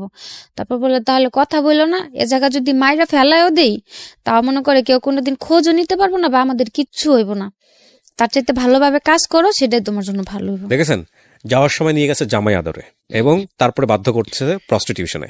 And the thing is that ওই সময়টা যদি ওখান থেকে চলে আসতে চায় তাহলে টাকা দিতে হবে, এবং কারণ তারা হচ্ছে টাকাটা ইনভেস্ট করেছে, তারা খুব ভালো করে মেয়েটার ব্যাকগ্রাউন্ডটা জানে যে মেয়েটা ফিরে আসতে পারবে না। আমার এই অনুষ্ঠানটা একেবারে প্রান্তিক পর্যায় থেকে শুরু করে সারা বাংলাদেশের মানুষ এই অনুষ্ঠানটা দেখে। সো আমি মনে করি বিশেষ করে মেয়েরা যারা আছেন, যারা বিদেশে যান, এইভাবে যান, তারা আজকের এই অনুষ্ঠানটা অনেকবার দেখবেন, একবার দেখবেন না, অনেকবার দেখবেন, because the story just began, গল্পটা শুরু হয়েছে মাত্র। তারপর কি হলো? তারপর এগুলা বলার পরে মানে খুব কান্নাকাটি করলাম, মানে কি করলাম। তারপরে ওনারা বললো যে দেখো এখন কান্দাকাটি করে এদিকে নাটক করে লাভ হবে না, সুস্থ মতো কাজের জায়গা দিয়ে কাজ করবা, কোনো রকম কোনো ফাজলামো বা কিছু করার চেষ্টা করবা না। তারপরে আমি বললাম যে দেখেন ভাই আপনাকে, আচ্ছা ঠিক আছে আমি কাজ করুম, আপনাদের কতদিন কাজ করে দিলে আপনাদের টাকা শোধ দেবো, আরে তাও আমার মানে কতদিন পর আমার বাড়ি পাঠা দিবেন। পরে বললো যদি কমও করো অন্তত 6 মাস করতে হবে। তারপরে মানে অনেকভাবে মানে ম্যানেজ করার চেষ্টা করছিলাম যে হয়তো আমার আরো অল্প কিছু দিনের মধ্যে যাতে পাঠায় দেয়। তো আর তখন তো আমি ওই জায়গায় কাজের বা টাকার হিসাবটাও বুঝতাম না। তারপর বললো যে এত টাকা, মানে এখন আমার খালি হিসাব দেখাইতেছে যে এই জায়গায় এত টাকা খরচ দিছে, ওটা খরচ দিছে, এগুলা দিতে হইব না, এগুলো তো তোমার বাপে দেয় না টাকাগুলা, আমাদের খরচ দিছে টাকাগুলা তো দিয়া যাইতে হইব। তারপর আর কিছু বললাম না, যেহেতু আমার আর করার মতো কোনো পথ নেই। আর কথা বলতে গেলেই বলে যে, আর নিজের চোখেও দেখতাম মানে মেয়েদের এত বাজে পরিমাণে মারধর করতো, মানে বলার বাইরে। ওইগুলা দেখলে যে কোনো মানে যারা ভয় পায় বা মারধর খায় অভ্যাস নেই, যে কোনো মেয়ে ওই ভয়তে আলা যা করতে বলবো তা করতে রাজি হবো। এই মারধর কি বাঙালিরাই করতো? হ্যাঁ, বাঙালিরাই, মানে যে যাদের কাছে যাইতো ওদের কাছে মানে ওরাই মারামারি করতো। আমি যে জায়গা ছিলাম ওই জায়গাতে তেমন করে মারামারি দেখি নাই আমি, কিন্তু যে জায়গায় কাজে দিছিল ওই জায়গাতে সকালে কাজে গেলে দেখতাম যে কোনো মেয়ে আসছে গাল কাইটে গেছে, চোখের দিক দিয়ে কালো হয়ে আছে, কারো খুচুন পোড়া দিয়ে লাগাই দিছে, কি পোড়া? যে রান্না করে খুন্তি আছে না, ওই খুন্তি দিয়ে? হ্যাঁ, ওগুলা পুড়ে লাগাই দিছে, কারো মাইরে মাথা ফাটায় রাখছে।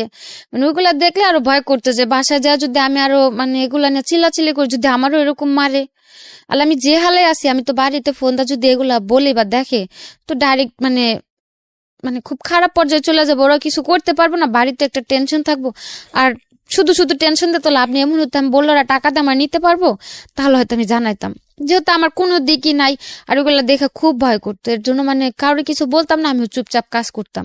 1ম মাস গেল, যাওয়ার পরে মানে কাজ করলে খুব আদর করতো, বা যদি বলতাম যে আপু খুব খারাপ লাগতেছে বা অসুস্থ, আমি কাজে যেতে পারবো না বা কাজ করার মতো পরিস্থিতিতে নাই, তাইলে মানে খুব বাজে ব্যবহার, চিল্লাচিল্লি, বাজে বাজে কথা। তো ওইসব ভয়তে কাজ হয়ে গেতাম না। আমার ব্যাগের মধ্যে সব সময় ব্যথার জ্বরের এই ওষুধগুলো সবসময় কিনা থাকতো, অন্তত পক্ষে প্রতিদিন কাজে যাওয়ার সময় একটা, মাঝে একটা, লাস্টে একটা, প্রতিদিন 3টা ব্যথার ওষুধ আর 3টা জ্বরের ওষুধ আমার ফিক্সড করা ছিল।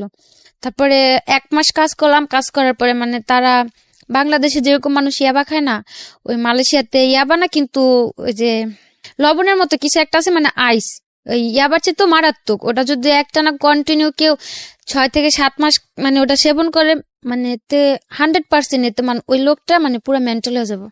এগুলো খাওয়াতো? হ্যাঁ, ওইগুলো ওনারা খাইতো, মানে ওইগুলা খাইলে মানে প্রচুর পরিমাণে কাজ করা যেত। আচ্ছা, মানে কোনো ব্যথা বা কোনো খারাপ লাগা বা কোনো ফিল আসতো না, কিন্তু কাজ করা যেত প্রচুর পরিমাণে। সো আপনাকে এগুলো খাওয়াতে বাধ্য হ্যাঁ, করতো? তারপরে ওনারা বললো যে এটা খায়া দেখো, তোমার কাজ করতে সমস্যা হবে না, এটা ভালো এই সেই। তারপরে কিছু বললাম না, ওই জায়গার মেয়েরা মানে সবাই কম বেশি এগুলা, তারপর বিয়ার, মদ, সিগারেট, এগুলো সবাই নর্মালি খুব করতো। তো এগুলাতে কিছু তো জড়িত ছিলাম না। তারপরে ওটা একদিন করলো, তারপরে ট্রাই করার পর দেখলাম যে হ্যাঁ, এটা খায় তো কাজ করলে কোনো রকম কোনো রিয়াকশন হচ্ছে না শরীরে। বা মানে ওনাদের গালিও শুনতে হইতেছে না, আমার কাজ হইতেছে, আমি তো বাড়ি চলে যাম, আমি বেশি কাজ করতে পারলাম আর আরো জলদি দেশে পাঠিয়ে দিব। তো এই হিসাব করে তাদের মতো করে যখন বলতো এটা নিয়ে কাজ করো, ওইভাবে কাজ করতাম, যখন না দিত ওইভাবে কাজ করতাম না। এক পর্যায়ে ওনাদের কথা মতো নিতে নিতে মানে ওটা আমার একটা নেশার মতো হয়ে গেল। এই আইসটা মানে ওটা ছাড়া আমি এখন থাকতে পারতেছি না। ওহো, মানে নর্মালি কাজ করা আমার পক্ষে সম্ভবই হয় না। আমি কাজের জায়গায় যা দাঁড়াইলেই আমার প্রচুর রাগ উঠা যায়, কেউ কথা বললে মন চায় আমি মাইরা দিই, মানে এরকম পর্যায়ে চলে গেলাম। এখন আমার মানে এখন আর তাদের দিতে হয় না এটা, এখন আমি এটা খুঁজে বেড়াই যে আমার এটা নিতে হবে, নাহলে তো আমি কাজ করতে পারতেছি না। করতে করতে গেল প্রায় 6 মাস গেল। ওই জায়গায় লোকের মাত্রা ছিল, মানে শনিবার আর রবিবার হচ্ছে মালয়েশিয়াতে হলিডে, মানে সাপ্তাহিক ছুটি থাকে। শনিবার অন্তত কমপক্ষে 30টা কাজ করতে হতো, আর রবিবার এমনও দিন যেত, এমনও রবিবার যেত 70টা 80টা এরকম কাজ করতে হতো। আর নর্মালি পার ডে 20টা 15টা 25টা এরকম ফিক্সড করা ছিল।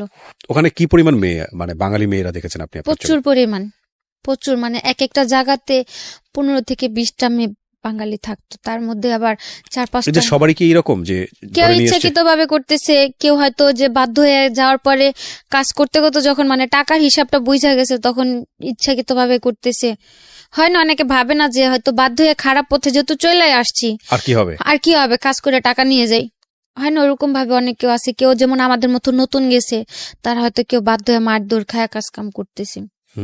তারপর যারা এজেন্ট ছিল, এজেন্টেরাও কিছু কিছু এজেন্টেরাও কাজ করতো, মেয়েদের দিয়েও কাজ করে। আপনি এই ছেলেটাকে ফোন দিলেন না, যে বাংলাদেশে যে ছেলেটা আপনাকে পাঠালো, ওকে ফোন দিয়ে বললেন না যে তুমি আমাকে জেনে শুনে এখানে কেন পাঠালে? আমি বলছি, উনি বললো যে আমার এগুলা বলে নাই।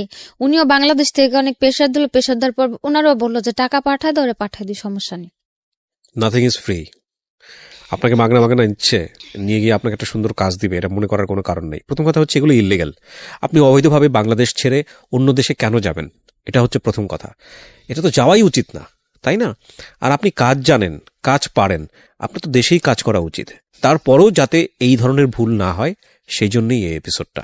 ওকে, তারপর 6 মাসের কাছাকাছি যখন চলে আসলাম, তখন তো নর্মালি আমিও কিছুটা নর্মাল হয়ে গেছি, যেহেতু আমার 4-5 মাস অভ্যস্ত হয়ে গেছেন, 4-5 মাস যাবত এগুলো করাইতেছে। তখন আমার মাথাও নর্মালি একটা এরকম থিঙ্ক আসলো যে যাক, এ জায়গা তো প্রচুর পরিমাণে কাজ করায়, আর হয়তো আমি যদি তাদের সাথে মানে বৈশা 6 মাসের যেহেতু আমার কন্ট্যাক্ট শেষ হলে যদি আমি তাদের সাথে বৈশা মানে 50-50 কাজ করতে পারি, হয়তো আমি যে উদ্দেশ্যটা, বাইরে তো আমার যাওয়ার উদ্দেশ্য ছিল টাকাটা, আর বাইরে যাওয়ার আগে মনে করতাম কি যে মনে টাকা হইলে সবার ভালোবাসা কিনতে পাওয়া যায়, বাপ মা হোক ভাই বোন হোক সবারটাই পাওয়া যাবে। দেখতাম মানুষ ভালো মন্দ খাইতে পারলে ভালোভাবে কথা বলে, তা আমি তাই ভাবতাম টাকা দিয়ে বুঝি সবার ভালোবাসা আমি কিনতে পারবো। আমি যদি সবাই টাকা পয়সা দেই, সবাই মনে আমার আদর করবো, আমার সাপোর্ট করবো, যে জিনিসটা আপনার চাইল্ডহুডে মিসিং ছিল, হ্যাঁ ছোটবেলায় আপনি পান। হ্যাঁ, আর তারপর যখন মানে যে কোনো জায়গায় এখনো পর্যন্ত যদি কাউরে দেখি না পোলাপান মানে মাদের সাথে চলাফেরা করে বা মারা যখন বাচ্চাদের আদর করে, মানে এই জিনিসটা ছোট থেকে বুঝি নাই, কিন্তু এখন এটা নিয়ে খুব খারাপ লাগে যে কত মানুষের মানুষ বুড়া হয়ে যায় কিন্তু মানুষের বাপ মার কিছু হয় না।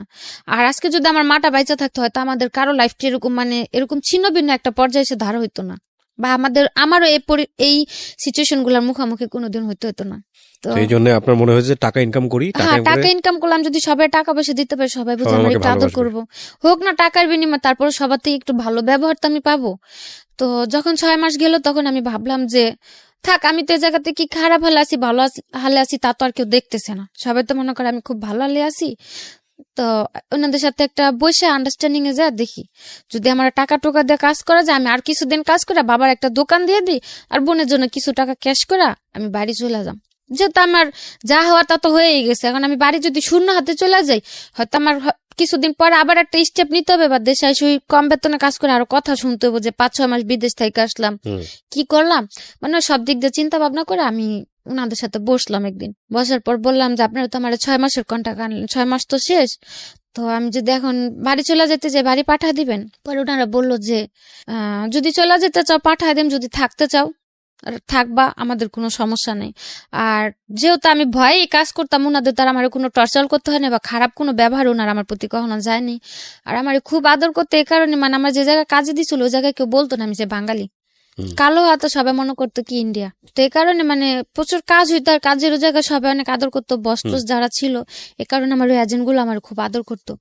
ওনারাও মানে ওই 6 মাস আমার সাথে ওরকম ভাবে ছিল যাতে আমি 6 মাস পর থাকতে রাজি হই। তারপরে ওনারা খুব আদর করতো, মানে ওনারা আমার এরকম ভাবে রাখছে বা বুঝাইছে যে তুমি যদি থাকো ভালোভাবে থাকবা, এটা সেটা, বা আমিও ছিলাম, দেখলাম তো ভালোই। তারপর আমি আবার রাজি হলাম যে ঠিক আছে। আপনাদের যে এই ধরনের কাজের মধ্যে জড়িয়ে গেছেন বা করাচ্ছে সবাই, আপনাদের নিয়মিত মেডিকেল চেকআপটা করা হতো, ডাক্তারি চেকআপটা করা হতো? না করানো হতো না, ওদিকে ওরকম ভাবে কোনো কাজ করাইতো না, যে মানে কোনো স্বাস্থ্য পরীক্ষা যেটাকে বলে, হ্যাঁ এগুলো করানো হতো না? না না, এগুলো তো এক ধরনের মানে মৃত্যুকূপ যেটাকে বলে। তো মানে কখনো ডাক্তারের কাছে চিকিৎসা করতে নিয়ে যেত না, কোনো প্রবলেম হলে ওগুলোর জন্য নিয়ে যেত। তারপর ওনার সাথে বসলাম, বসার পর আমি বললাম যে আমার যেহেতু কন্টাক্ট শেষ, আর সো মিউচুয়ালি 50% বা এরকম কোনো কিছু। হ্যাঁ, তো আমি যদি এখন থাকতে চাই আমার কিভাবে রাখবেন? পরে বললো যদি থাকতে চাও বেতনে থাকতে চাও বেতনে থাকতে পারো, আর যদি 50-50 থাকো তাও থাকতে পারো, যদি যেহেতু কন্ট্রাক্ট শেষ।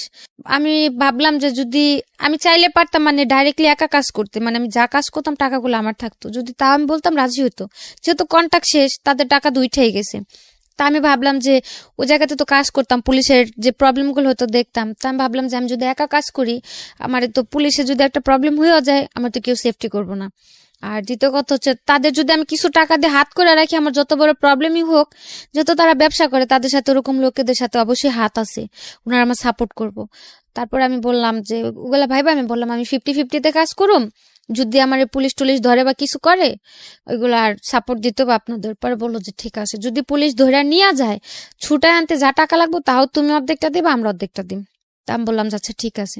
তো ওইগুলো ওইভাবে কথা বলার পরে মানে কন্ট্যাক্ট শেষ হওয়ার পরে ও কন্ট্যাক্টের মধ্যে আমার আবার আরেক জায়গায় বিক্রি করে দিল।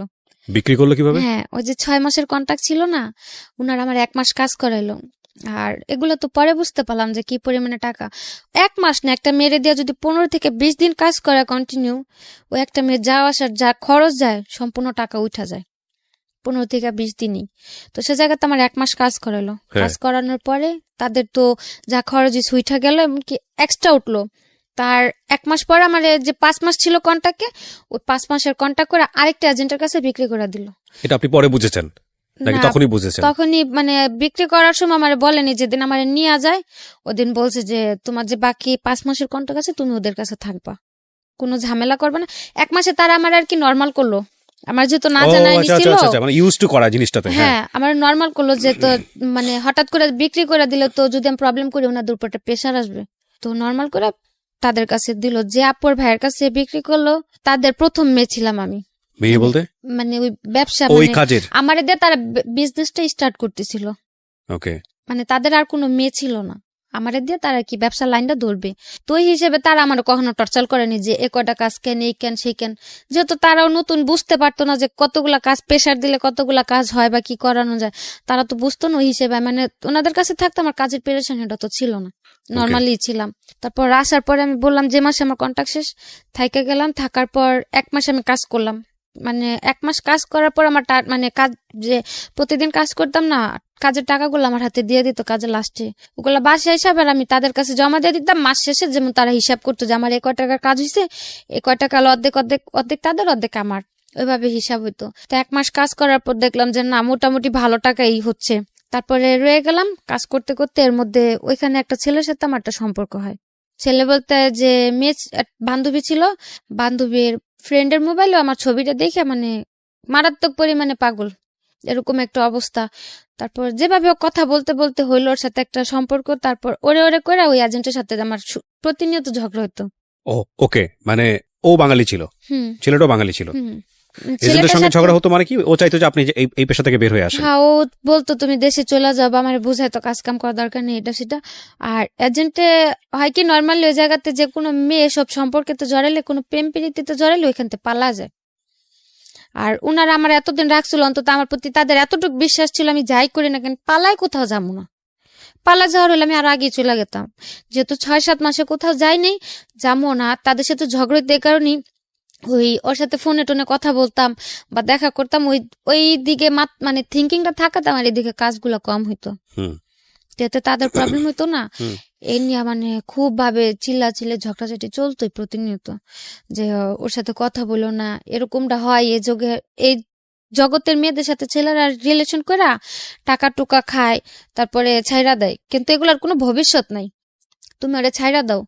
আর ওর সাথেও তেমন একটা সম্পর্কে জড়াইতে চাইতাম না, কারণ প্রথমে তো একটা ডস খাইলাম, আপন খালাতো ভাই, আর এ তো হচ্ছে খারাপ জায়গা থেকে পরিচয়, তো তেমন একটা কেয়ার করতাম না। কিন্তু ও আমার সবসময় বোঝাইতো যে আখি দেখো, মানুষ কিন্তু জীবনে একা কোনো পথে পাড়ি দিতে পারে না, মানুষের চল তুলে একটা মানুষের সাপোর্ট লাগে। মানে ওর সবচেয়ে একটা কথা আমার বেশি টাচ করে, ও আমারে বলে যে তোমার তো কেউই নেই, মা নাইকা বাপ থাইকাও নাই, ভাই বোনও তোমার দেখে না, নাহলে আমি তোমার সাপোর্ট হয়ে রইলাম। বাবা মা শিখাইছে ছোট থেকে যে একটা মানুষ যদি কোন একটা এতিমের সাপোর্ট করে তার নাকি অনেক সোয়াব হয়। ওই কথাটা বলাতে আমি মানে এতটুকু ভাবলাম যে যেহেতু ও আমার এতটুকু জিনিস বুঝতে পারছে যে আমার কেউ নাই, ও যেহেতু এই জিনিসটা বুঝতে পারছে যে আমি সবার ভালোবাসার কমতিটা ফিল করি, বা মানে এ টু জেড সব দিক দিয়ে আমার খুব সাপোর্ট করতো, আর আমার ওগুলো খুব ভালো লাগতো। তো যাক গেল, তার সাথে মানে তো ঝগড়াঝাটি করতে করতে 3 মাস সম্পর্ক চলার পরে তারপর 3 মাস চললো, 3 মাসের মধ্যে টুকটাক ঝগড়াঝাটি হলো। 18 ওকে কি আপনি বিয়ে করছিলেন? না, বিয়ে হয়নি। তারপর ওই 3 মাস সম্পর্ক থাকার পরে এর মধ্যে মানে ওই যে এজেন্টের কাছে ছিলাম তাদের মধ্যে মানে তাদের কাছে আমি টোটালি একটা কালার খেয়ে গেলাম, যে মানে তারা এখন আমার আর মানে আগের মতো একটা কেয়ার করে না বা সহ্য করতে পারে না ও ছেলের সাথে সম্পর্কটা গভীর হতে। আর ও বলতো তুমি দেশে চলে যাও। তো গেল 2017 থেকে 18 মে পর্যন্ত এই ঘটনা। 18 মে মাসের 14 তারিখে আমি পুলিশে ধরলাম। পুলিশে ধরলো মানে কি অন স্পট? হ্যাঁ, কাজের জায়গা থেকে আচ্ছা, রেড দেওয়াতে আমরা 15টা মেয়ে ধরা খেলাম। ওকে। তো মালয়েশিয়ান পুলিশের কাছে? হ্যাঁ, ওটা ছিল এমনি তো নর্মালি পুলিশ, মানে ওদিকে তো পুলিশের এক একটা মানে আছে, আইপিকেল টিপিকেল ইমিগ্রেশন, তো নর্মাল পুলিশে ধরছে দেখতে টাকা দিয়ে ছুটে আসা যায়। 9 তারিখে ধরলো, ধরার পরে যাওয়ার পথে আমি ওর ফোন দিয়ে বললাম যে এরকম এরকম ভাইয়ার কাছে আমার টাকা আছে, যদি আমার যত তাড়াতাড়ি সম্ভব আমার ছুটে নিয়ে আসতে বলবা, যেহেতু জানি যে নর্মাল পুলিশে ধরছে ওরা টাকা টুকা নিয়ে ছাইড়া দিব। তো বললো যাচ্ছে ঠিক আছে। তারপর 9 দিন পর আসলাম, তার আর কি উকিল ধরার পর পাসপোর্ট তো তাদের কাছে ছিল, ওইখান থেকে 9 দিন পর ছুটে নিয়ে আসলো, কোনো সমস্যা হলো না। তো ছুটে আনলো আমার 3,500 রিঙ্গিতে, সে জায়গাতে আমার বললো যে 13,000 রিঙ্গিত লাগছে, ওই টাকাটা আমার থেকে নিল। তো তারপর কোনো প্রবলেম হলো না। মানে হয় না একটা বাটপারি বিজনেস আর কি, 2 নম্বরই বিজনেস, এবং তার মধ্যে যত রকমের বাটপারি আছে আর কি। হ্যাঁ, তারপর ওই মে মাসের 14 তারিখে ছুটে আসলাম। আসার পর 3-4 দিন রেস্টে থাকার পর আবার কাজে গেলাম। যাওয়ার পরে জুনের 24 তারিখে আবার ধরা খেলাম। আবার পুলিশ নিয়ে গেল? এবার পুলিশ নেই, এবার ইমিগ্রেশন নিল। ইমিগ্রেশন নিয়েছে, ওকে। তারপর যেদিন ধরা খাইছি সেদিন আমার কাছে ফোনও ছিল না, মানে অসুস্থ ছিলাম, তো কাজে যাওয়ার নিয়ে আর কি তাদের সাথে একটু কথা কাটাকাটি হলো। ওনারা আমার বললো যে রাত্রে যদি ফোনে কথা বলো, দিনে তুমি সুস্থ থাকবা কোথা থেকে আর কাজ করবা কোথা থেকে। মানে আপনি যে ছেলেটাকে লাভ করেন তার সাথে কথা কাটাকাটি হচ্ছে? না, ও বললো যে তুমি কাজে যাও না, যেহেতু তুমি অসুস্থ কাজে যাও না। জ্বর ছিল কিছুটা, আর আমি আমার এজেন্টদের বললাম, তখন তো 50-50, ইচ্ছা হলে কাজে যেতাম, ইচ্ছা হলে যেতাম না, কিছু বলতো না। তো আমি বললাম যে আমি আজকে কাজে যাব না, আর অসুস্থ থাকারই ছিল। ওই ঈদের 1 সপ্তাহ পরে ধরা খাইছি, তো যেমন ঈদ গেছে এই শুক্রবারে, আগামী শুক্রবারে ধরা খাইছি। ওই 7 দিন কাজের প্রচুর চাপ ছিল, তো দেখা যাচ্ছে ওই কারণে খুব অসুস্থ ছিলাম, আবার রাত্রে ঘুম কম, তোর সাথে কথা বলতাম। তো ধরা খেলাম, ওদিন কথা কাটাকাটি হতে বাসাতে ফোন টোন কিছু নেই, রাগ করে আমি এমনি কাজে চলে গেলাম। কাজে গেলাম সন্ধ্যা 7টার দিকে, 9টার দিকে ইমিগ্রেশনের পুলিশ সব উপরে উঠে গেল, নিচে দরজা টরজা কাইটা। তারপর ধরলো, ভালো কথা, বসা রাখছে। তারপরে গাড়িতে উঠছে, মানে পুলিশ ধরছিল পরে, তো তাও ফোন করার একটা অপশন ছিল যে ফোন করে ভালো মন্দ বলতে পারছি। এখন তো ইমিগ্রেশন ধরলো, আমার সাথে তো একে ফোন ছিল না, আর দ্বিতীয়তে যাদের ফোন ছিল সবার ফোন নিয়ে নিছে, আর আমার কারো নাম্বারও মুখস্থ ছিল না, শুধু ওই ছেলের নাম্বারটা ছাড়া। তারপর ওই বাঙালি আরেকটা মেয়ে, মানে এক সিরিয়ালে 4টা কোম্পানিতে অপারেশন দিছে, 4টা কোম্পানির মধ্যে মানে আমরা 4টা না 5টা ছিলাম বাংলা মেয়ে। তো আমার যেখান থেকে ধরছে ওইখানে আমি ছিলাম, আরেকটা মেয়ে ছিল। ওই মেয়ের ফোন নিয়ে নিছে, সাথের যে কোম্পানিটা ছিল ওই কোম্পানির একটা মেয়ের ফোন দিয়ে আমি ফোন করলাম ওই ছেলেরে, ফোন দিয়ে বললাম যে দেখো, আমার তো গতবার ছুটে আনছিল, পুলিশে ধরছিল, কিন্তু এবার তো ইমিগ্রেশনে ধরছে, আমার তো কোনোভাবে ছুটানো সম্ভব হবে না। তো আমার টাকা আছে, আমি যে ওই ঈদের 1 সপ্তাহ কাজ করছি বা পুরো মাস কাজ করছি, আমার পুরো মাসের টাকাটাই তাদের আছে। আমার বললো জরিমানা দিয়ে আমার দেশে পাঠা দিতে, যাতে অকারণে আমার কোনো জেলে পড়ে না থাকতে হয়। তো বললো আচ্ছা ঠিক আছে। মালয়েশিয়ার জেল সম্পর্কে জানতেন? না ওখানে আগে শুনেছেন? আগে কখনো কোনো আইডিয়াও ছিল না বা ওরকম কারোর সাথে কথা হয়নি কথা যে হয়নি? আচ্ছা, জেলটা কিরকম মানে আপনাদের সবাইকে বলছি যে মালয়েশিয়ার জেল জীবনটা কতটা ভয়ানক হতে পারে এটার উপর একটা এপিসোড আছে এই চ্যানেলে। এটা ইউটিউব জীবন গল্পের পার্ট নাম্বার 1। তাহলে বুঝবেন যে মালয়েশিয়ার জেল জীবনটা কতটা ভয়ানক। বলেন তারপর। তারপর ওইখানে একটা মেয়ের ফোন ছিল, ওর ফোনটা দিয়ে আমি ফোন দিয়ে বললাম যে যেহেতু ইমিগ্রেশনে ধরছে আমার তো কোনোভাবে ছুটানো সম্ভব হইব না, আর প্রথমবার যখন ধরা খেলাম তখন যে 9 দিন ছিলাম ওদিকে তত একটা কষ্ট হয়নি, আর তার মধ্যে 2-3 দিনই ওই ভাইয়ারা যা দেখা করছে, কারণ তখন তো আমার ছুটানোর জন্য ট্রাই করতেছিল, যা দেখা করে আসছে বা খাবার টাবার কিনা দিয়ে আসছে, সমস্যা হয়নি তত একটা। আর এমনিতে রাখছিল যেমন সেফটি রুমে ছিলাম, তো প্রবলেম হয়নি, আর জেলটা কি দেখিও নি তখন। তো বলার পর আর আমি বললাম যে যেভাবে সম্ভব হয় আমারে খুব শীঘ্র দেশে পাঠা দিতে বলবে, আমার যা টাকা আছে ওদের যথেষ্ট হবে আমার জরিপানাদের দেশে পাঠানোর জন্য, আমার যাতে জেলে না রাখে, আর পাসপোর্টটাও যেহেতু তাদের কাছে। তো বললো যে আচ্ছা ঠিক আছে, তুমি কোনো টেনশন করো না, কান্নাকাটি করো না, এদিক থেকে তাদের যতটুকু প্রেশার দেওয়ার বা যতটুকু কি করার আমি করুম, তুমি কোনো কান্নাকাটি করো না। আচ্ছা, গেল। তারপর 3 দিনের দিন যখন যাওয়ার পরে 3 দিনের দিন যখন স্টেটমেন্ট নিতে আনলো, তখন স্টেটমেন্ট দেওয়ার পর ওনারা আমার বললো যে তোমার পাসপোর্ট কার কাছে, আর পুলিশে ধরার পর যদি বলে যে এজেন্ট আছে বা কিছু, তাহলে হয়তো তার যেমন যদি আমি তখন বলতাম যে আমার এজেন্ট আছে, তাহলে হয়তো আমার এজেন্টটা খোঁজার জন্য আমার যে জায়গায় জেল হয়েছে 3 মাস, সে জায়গায় হয়তো 6 মাস 1 বছরও হইতে পারতো এজেন্টের খোঁজার জন্য। তো তারা যাওয়ার পরে শিখাই দিছিল যে যদি কোর্টে উঠায়, তাহলে যদি জিজ্ঞেস করে যে তোমার কি অপরাধ আছে নাকি, মানে মালয় ভাষাতে, তাহলে বলবা যে হ্যাঁ আমার অপরাধ আছে, যেহেতু আমি ট্যুরিস্টে ঢুকলাম, ভিসা তো 1 মাসের ছিল। তো কেস হইতো 2টা, একটা হচ্ছে কসং মানে ভিসা ছাড়া, আর একটা মাসাজ, 2টা কেস হইতো। তো বলছে যে কোর্ট উঠালে যদি জিজ্ঞেস করে যে তোমার দোষটা কি তোমার কিনা, স্বীকার করবা যে হ্যাঁ দোষটা আমার, তাহলে ওই কোর্টের থেকে শাস্তি মাফ করে দিব। আর যদি অস্বীকার করো, যতদিন স্বীকারোক্তি না দিবে অতদিন তোরে তোমার কোর্ট উঠাইতে থাকবো, জেল দিতেই থাকবো। 3 দিনের দিন যখন ডাকা এলো, তারপর স্টেটমেন্ট দেওয়ার জন্য আমার জিজ্ঞেস করলো আমার কি এজেন্ট আছে নাকি, আমি বললাম যে না। পরে বললো কিভাবে আসছি, বললাম মিথ্যা কথা, যে এমনি এমনি একটা ফ্রেন্ডের মাধ্যমে আসছিলাম, তো আমার কোনো এজেন্ট নেই। তারপর জিজ্ঞেস করলো পাসপোর্ট কোথায়, আমি বললাম যে পাসপোর্ট আমার রুমে আছে। বললো যে যদি কারো ফোন তো পাসপোর্ট দিয়ে যাবো, আমি বললাম হ্যাঁ। তারপরে আমি ওই ছেলের ফোন দিয়ে বললাম যে আমার এজেন্টের নাম্বারটা দাও, আমার কাছে তো ফোন নাই, কারণ নাম্বার নাই। ওরে বললাম যে ভাইয়ের নাম্বারটা দাও, এখান থেকে ফোন দিতে বলছে পাসপোর্টের জন্য। তারপর ওর নাম্বার দিল, নাম্বার দেওয়ার পর ভাইয়ের ফোন দিলাম। ফোন দেওয়ার পরে বললাম যে ভাই এরকম এরকম, এখন আমারে কি করবেন, আমার দেশে কয়দিনের মধ্যে পাঠাবেন। উনি আমার বললো তুমি টেনশন করো না, হয়তো 7-8 দিনের মধ্যে তোমার দেশে পাঠিয়ে দিব। তা আমি আর বেশি কিছু বললাম না, জোর খাটানো তার আমার ভিতরে তার জোর খাটানোর সুযোগ নাই, বা আমি তার ফোনও করতে পারলাম না। তা আমি আর কিছু বললাম না। ওদিকে স্টেটমেন্ট দেওয়ার পরে নিয়ে আসলো, আসার পরে 14 দিন পর আমাদের কোর্টে উঠাইলো। যে জায়গা বললো 9 দিনের মাথায় আমি দেশে চলে যাবো, জায়গায় 14 দিন হয়ে গেল, কোর্টে গেলাম। তো কোর্টে যাওয়ার দিন ভাবলাম হয়তো কোর্টে যায় ভাইয়াদের দেখা পাবো, তো তারা আসতে পারে কোর্টে, যেহেতু কোর্ট উঠাবো, দিক থেকে হয়তো কেস সেটেল করে দেশে পাঠিয়ে দিবে, না তো ছুটায় নিয়ে যাবো।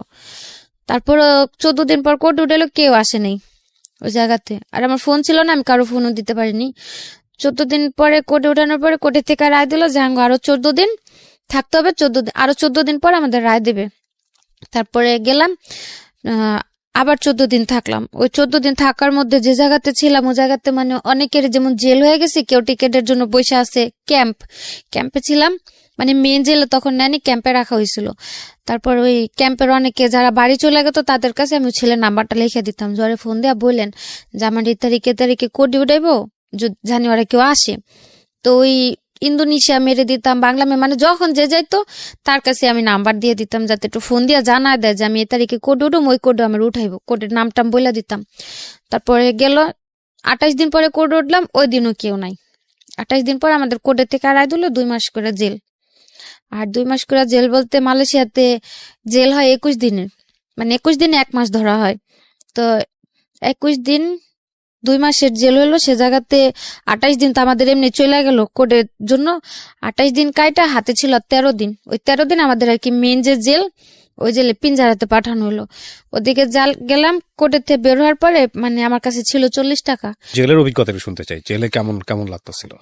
জেলে তো ছিলাম মাত্র 14 দিন, আর ওদিকে অনেক মেয়েরা ছিল, তো কথাবার্তা বলতো, আর সারাদিন একা একা বসে থাক, শুধু কান্না করতাম। আর মেয়েরা খালি বলতো যে এত কান্না করতে পারে মানুষ, চোখ দিয়ে এত পানি সব পড়ে। কি বাঙালি? না, কোনো বাঙালি মেয়ে ছিল না, আমি একা ছিলাম। মানে আমার যে রুমে রাখা হয়েছিল, আমি ছিলাম ভিয়েতনাম, ফিলিপিন, মানে এক এক দেশের 2-1টা করে মেয়ে ছিল। কারণ আরো বাংলা মেয়েরা ছিল, সবার থেকে বয়স আমার কম ছিল, এই কারণে আমার আলাদা মানে বয়স কম যে মেয়েদের ওদের সাথে রাখা হয়েছিল। আর যাদের বয়স বেশি ছিল তারা মানে সাথে যারা ধরা খাইছে সবাই একসাথে ছিল, আমার একা একা এক জায়গায় রাখা হয়েছিল। মানে আমাদের যে গ্রুপ ছিল ওর মধ্যে আমার একা এক জায়গায় রাখা হয়েছিল। ওদিকে যেমন অল্প বয়সে যারা, তাদের দিয়ে কোনো কাজ করাইতো না, বিকাল হলে খেলতে নিয়ে যেত, টিভি টুভি দেখাইতো, তারপরে ABCD এগুলো পড়াইতো, মানে ছোট বাচ্চাদের জন্য ওগুলো আলাদা। ওদিকে আর কি 12-13 বছর থেকে নিয়ে 21 বছর পর্যন্ত ওই জায়গায় রাখা হইতো। আর তখন তো বয়স ছিল 19, তো ওই জায়গাতে আমারও রাখা হয়েছিল। তো তেমন কষ্ট একটা হয়নি, কারণ বিকেল হলো বাইরে নিয়ে আসতো, হাঁটাহাঁটি। কষ্ট বলতে এতটুকু ছিল, জেল তো জেলই, তো খাবার দাবার শোয়া এগুলোতে একটু প্রবলেম ছিল। তারপর কোর্টের থেকে যখন পিঞ্জারায় পাঠালাম, ওই ছেলেরে ফোন করলাম যে তোমার আমি বারবার করে বললাম, ভাইয়ারে ফোন দিয়ে বললো আমার জন্য বাড়ি পাঠা দেয়, কিছু তো করলো না, বরং আজকে কোর্টের থেকে আমার 2 মাসের রায় দিয়ে দিল, 2 মাস জেলের। তা তুমি কি করলা? তো আমার কথাটা শুনে কান্না করে দিছে যে তোমার টাকা ছিল, তুমি বললা, তারপরেও তোমার এজেন্ট আমার থেকেও আরো 2000 রিঙ্গিত নিল, বললো যে টাকা আরো 2000 টাকা দিলে তোমার জরিমানাতে দেশে পাঠা দিব। তারপরেও টাকা দিল, মানে আমার কথাটা শুই না যেমন এক প্রকার ও পুরো হ্যাং হয়ে গেছে, যে এদিকে টাকাও দিল, ওদের সাথে তো কন্টিনিউ যোগাযোগ করতেছি, কিন্তু ওরা তো বলতেছে যে সব ওকে হয়ে গেছে, আমি দেশে চলে যাম 2-1 দিনের মধ্যে। ওই মুহূর্তে শুনতে পেলো যে আমার এখন পিঞ্জারাতে পাঠাইতেছে। তারপরে বললো যে দেখো আমার তো টাকা টুকাও নিল, আর পাসপোর্টও যেহেতু ওদের কাছে, আমার তো আর কিছু করার নাই, তখন আর কি করবো, কোর্টে তো রায় দিয়ে দিছে, এদিকে তো আর কিছু করার নাই, তো আর কতদিন থাকতে হইব? তারপর আমি বললাম যে আর 14 দিন বা 15 দিন আমার পিঞ্জারা থাকতে হইব। পরে বললো যে ওদিক থেকে আসার পর টিকিট দিয়ে দিলে বাড়ি পাঠা দিব না? আমি বললাম যে হ্যাঁ, যেদিন আমার ওই পিঞ্জারা থেকে ক্যাম্পে পাঠাইবো 14 দিন পরে, আমার টিকিট আজকে টিকিট দিয়ে গেলে আমি কালকে বাড়ি চলে যেতে পারবো, আমার কোনো সমস্যা হইব না। পরে বললো যে আচ্ছা ঠিক আছে তুমি যাও, আমি তাদের সাথে কথা বলে রাখি যাতে তোমার টিকিটটা 14 দিনের মধ্যে পরে দেওয়ার জন্য তার প্রস্তুত নিয়ে থাকে। আমি বললাম যে আচ্ছা ঠিক আছে। তারপর 14 দিন ওই জায়গাতে গেল। 14 দিন পরে 1 তারিখে না যেন, আগস্টের 1 তারিখে মেবি, 1 তারিখে না যেন 5 তারিখে আমাদের ক্যাম্পে আনলো। ক্যাম্পে আনার পরে আমি ওরে ফোন দিলাম, ক্যাম্প যেদিনকে পিঞ্জারা থেকে ক্যাম্পে আনলো ওদিন রাস্তা থেকে আমি ওরে ফোন দিলাম, ফোন দিয়া গাড়িতে অন্য মানুষের ফোন দিয়ে আপনি কি ওরে ভালোবাসতেন? হুম, আচ্ছা, ওকে। মানে আমার খুব কেয়ার করতো, একটু যে মানে যত প্রবলেম, বাড়ির প্রবলেম হোক বা আমার প্রবলেম হোক, সবকিছু তো খুব সাপোর্ট করতো। এর সাথে পরিচয় আপনার এই ধরনের কাজ করতে গিয়ে? না, ওই কাজের জায়গা থেকে নয়, ওইদিকে আমার একটা বান্ধবী ছিল। যাই হোক, আমি জানতে চাচ্ছি না। ওকে, তারপর ওরে ফোন দিলাম, ফোন দিয়ে বললাম যে দেখ আমার আজকে ক্যাম্পে পাঠাইতেছে, যত তাড়াতাড়ি সম্ভব ওতে পাসপোর্টটা নিয়ে আমার টিকিট দিয়ে দিও, আমি বাড়ি চলে যাম। ও কি করতো মালয়েশিয়াতে? ও জব করতো ইঞ্জিনিয়ারিং এ, ইঞ্জিনিয়ারিং এ জব করতো, কম্পিউটারের। ওকে। বলার পরে আমি বললাম যে আমার আজকে ক্যাম্পে পাঠাইতেছে, যেভাবে সম্ভব আমার বাড়ি পাঠা দেওয়ার করো, আর ওরা টাকা টুকা চাইলে তুমি আর টাকা দিও না, এখন আর আমার কোনো খরচ নেই, শুধু টিকিটটা কিনা দিব। আর নর্মালি একটা এজেন্টের দায়িত্ব থাকে যে একটা মেয়ে যদি ধরা পড়ে তার টাকা না থাকলে টিকিট কাইটা দেশে পাঠানোর। তারপরে ও বললো যে আচ্ছা ঠিক আছে, কোন ক্যাম্পে নিছে কইতে পারো? তো আমি বললাম যে আমি জানি না কোন ক্যাম্পে আনছে এখনো, তো যদি আমি পারি কোন রকম ভাবে কারো কাছে নাম্বার দিলাম, তোমার কাছে ঠিকানা বা আমার বডি নাম্বারটা আমি পাঠাই দিমুনি। বললো যে আচ্ছা ঠিক আছে। তারপরে যখন ক্যাম্পে নিয়ে গেল, ক্যাম্পের নামটা আমি জানতে পারলাম, মানে ওই জায়গাতে একজন একজন করে নেয়, যেমন সাথে টাকা টুকা জিনিসপত্র থাকলে সব জমা দিয়ে একটা রিসিপ্ট দেয়, একটা বডি নাম্বার দিয়ে দেয় যে কোন ব্লকে থাকবে, কত বডি নাম্বার, ওইগুলা দিতে। মানে অনেক লোক ছিলাম তো, সিরিয়াল ছিল অনেক, তো প্রায় লাস্টের দিকে ছিলাম আমি, ওই সিরিয়াল গুলা দিতে দিই। তারপর আমাদের সাথে কিছু লোক ছিল নতুন ধরে আনছে, ওদের কাছে ফোন ছিল, এখান থেকে একটা ফোন নিয়ে আমি ফোন দিলাম আমার বাড়িতে মেজুয়াপুর গেছে, যে যেহেতু ও দিক দিয়ে প্রেশার দিতেছে, ওরাও যদি জানে, ওরা হয়তো এজেন্টের ফোন দা বলবো আমার টিকিটটা দিতে। তো ওই লোকটা নাম্বার দিয়ে ফোন দিলাম মেজাপুর ছেলে ফোনটা ধরে বললো যে আমু বাইরে গেছে, তো আমি বললাম ডাক দিয়ে দাও। ও ডাক দিতে দিতে ওই লোকের ফোনটা গেল বন্ধ হয়ে, তো বন্ধ হয়ে গেল। আমার যে স্লিপ দিল, একটা রিসিপ্ট দিল, ওই রিসিপ্টের ভিতরে মানে একটা সাইন উঠলো আমার ফোন কল অলরেডি হয়ে গেছে। তো আমি আর কিছু করলাম না, আমি ওদিকে বসে বসে কান্না করতেছি। মানে 3 দিন পরে একটা মাস্টার কল করার সিস্টেম দেয় মানে ওদিক থেকে ফ্রিতে, তা আমার তো আর ওই কলটা করতে দিব না, যেহেতু আমার এই জায়গাতে সাইন উঠে গেল। তো কান্না করতেছি, ওদিকে একটা রোহিঙ্গা ছেলে ছিল, মানে ওই জায়গায় ভিতরে যে অন্য অনেকের যে পরিচয় পত্র নাই বা পাসপোর্ট টাসপোর্ট না থাকলে 3-4 বছর ওই জায়গায় অনেকে পড়ে থাকলে ওদের আর কি বাইরে কাজ টাজ করতে দেয়, ওই যে আসামিদের সাথে দেখা করতে আসলে নিয়ে যায়, বা যে নতুন লোক ধরে আনলে ব্যাগ ট্যাগ সরা রাখে, ওরকম লোক ছিল একটা রোহিঙ্গা। তো বলতেছে যে আপনার কি হয়েছে, কান্না করেন কি আপনি? তারপর আমি বললাম যে এরকম এরকম আমার তো জায়গাতে কেউ নাই, আমি বাড়িতে ফোন দিলাম, ফোনটা বন্ধ হয়ে গেল, আর আমার স্লিপেও সাইন উঠে গেল, আমি তার ফোন দিতে পারবো না, আমি যদি কাউরে না জানি আমি এই জায়গাতে আসি, কিভাবে আমার কেউ টিকিট দিব? তো ও কইলো যে মালয়েশিয়ার কারো নাম্বার আছে আপনার কাছে? আমি কই, হ্যাঁ আছে। তো কইলো যে আপনি একটা কাগজে আপনার যে স্লিপে বডি নাম্বার দিছে, বডি নাম্বার, ব্লক নাম্বার আর নাম্বারটা লিখে দেন, আমি ফোন দিয়ে জানা দিম। তারপর ওই ছেলের কাছে আমি ওই ছেলের নাম্বার লিখে দিলাম, আমার বডি নাম্বার কত ব্লক লিখে দিলাম। তারপর ওই ছেলে ফোন দিল ওর কাছে, ওরে ফোন দিয়ে বলছে যে আমি এরকম এরকম এই জায়গাতে আছি, এত এত আমার বডি নাম্বার। তারপর ও আবার আমার এজেন্টের কাছে গেছে, ওই বাইরের ওই ছেলেটা। যাওয়ার পরে বলছে যে আমার এই জায়গাতে নিয়ে আসছে, আমার টিকিট দিব কবে। ওরা বলতেছে পাসপোর্ট দিয়া দিছে, মানে কোম্পানির লোকের কাছে পাসপোর্ট দিছে, টাকা দিয়ে দিছে, ওরা টিকিট দিয়ে যাবে। এসে করতে করতে প্রায় 15 থেকে 20 দিন যায়। ওই 15-20 দিনের মধ্যে এই ছেলে আবার ওরা একটা ফ্রেন্ডে পাঠায় আমার সাথে জেলে দেখা করতে। তারপর ওরকম করতে করতে আমার এজেন্ট আবার ওর কাছ থেকে টাকা নিল আবার। ওকে। টিকিট দিবে বলে আরো 2বার টাকা নিল।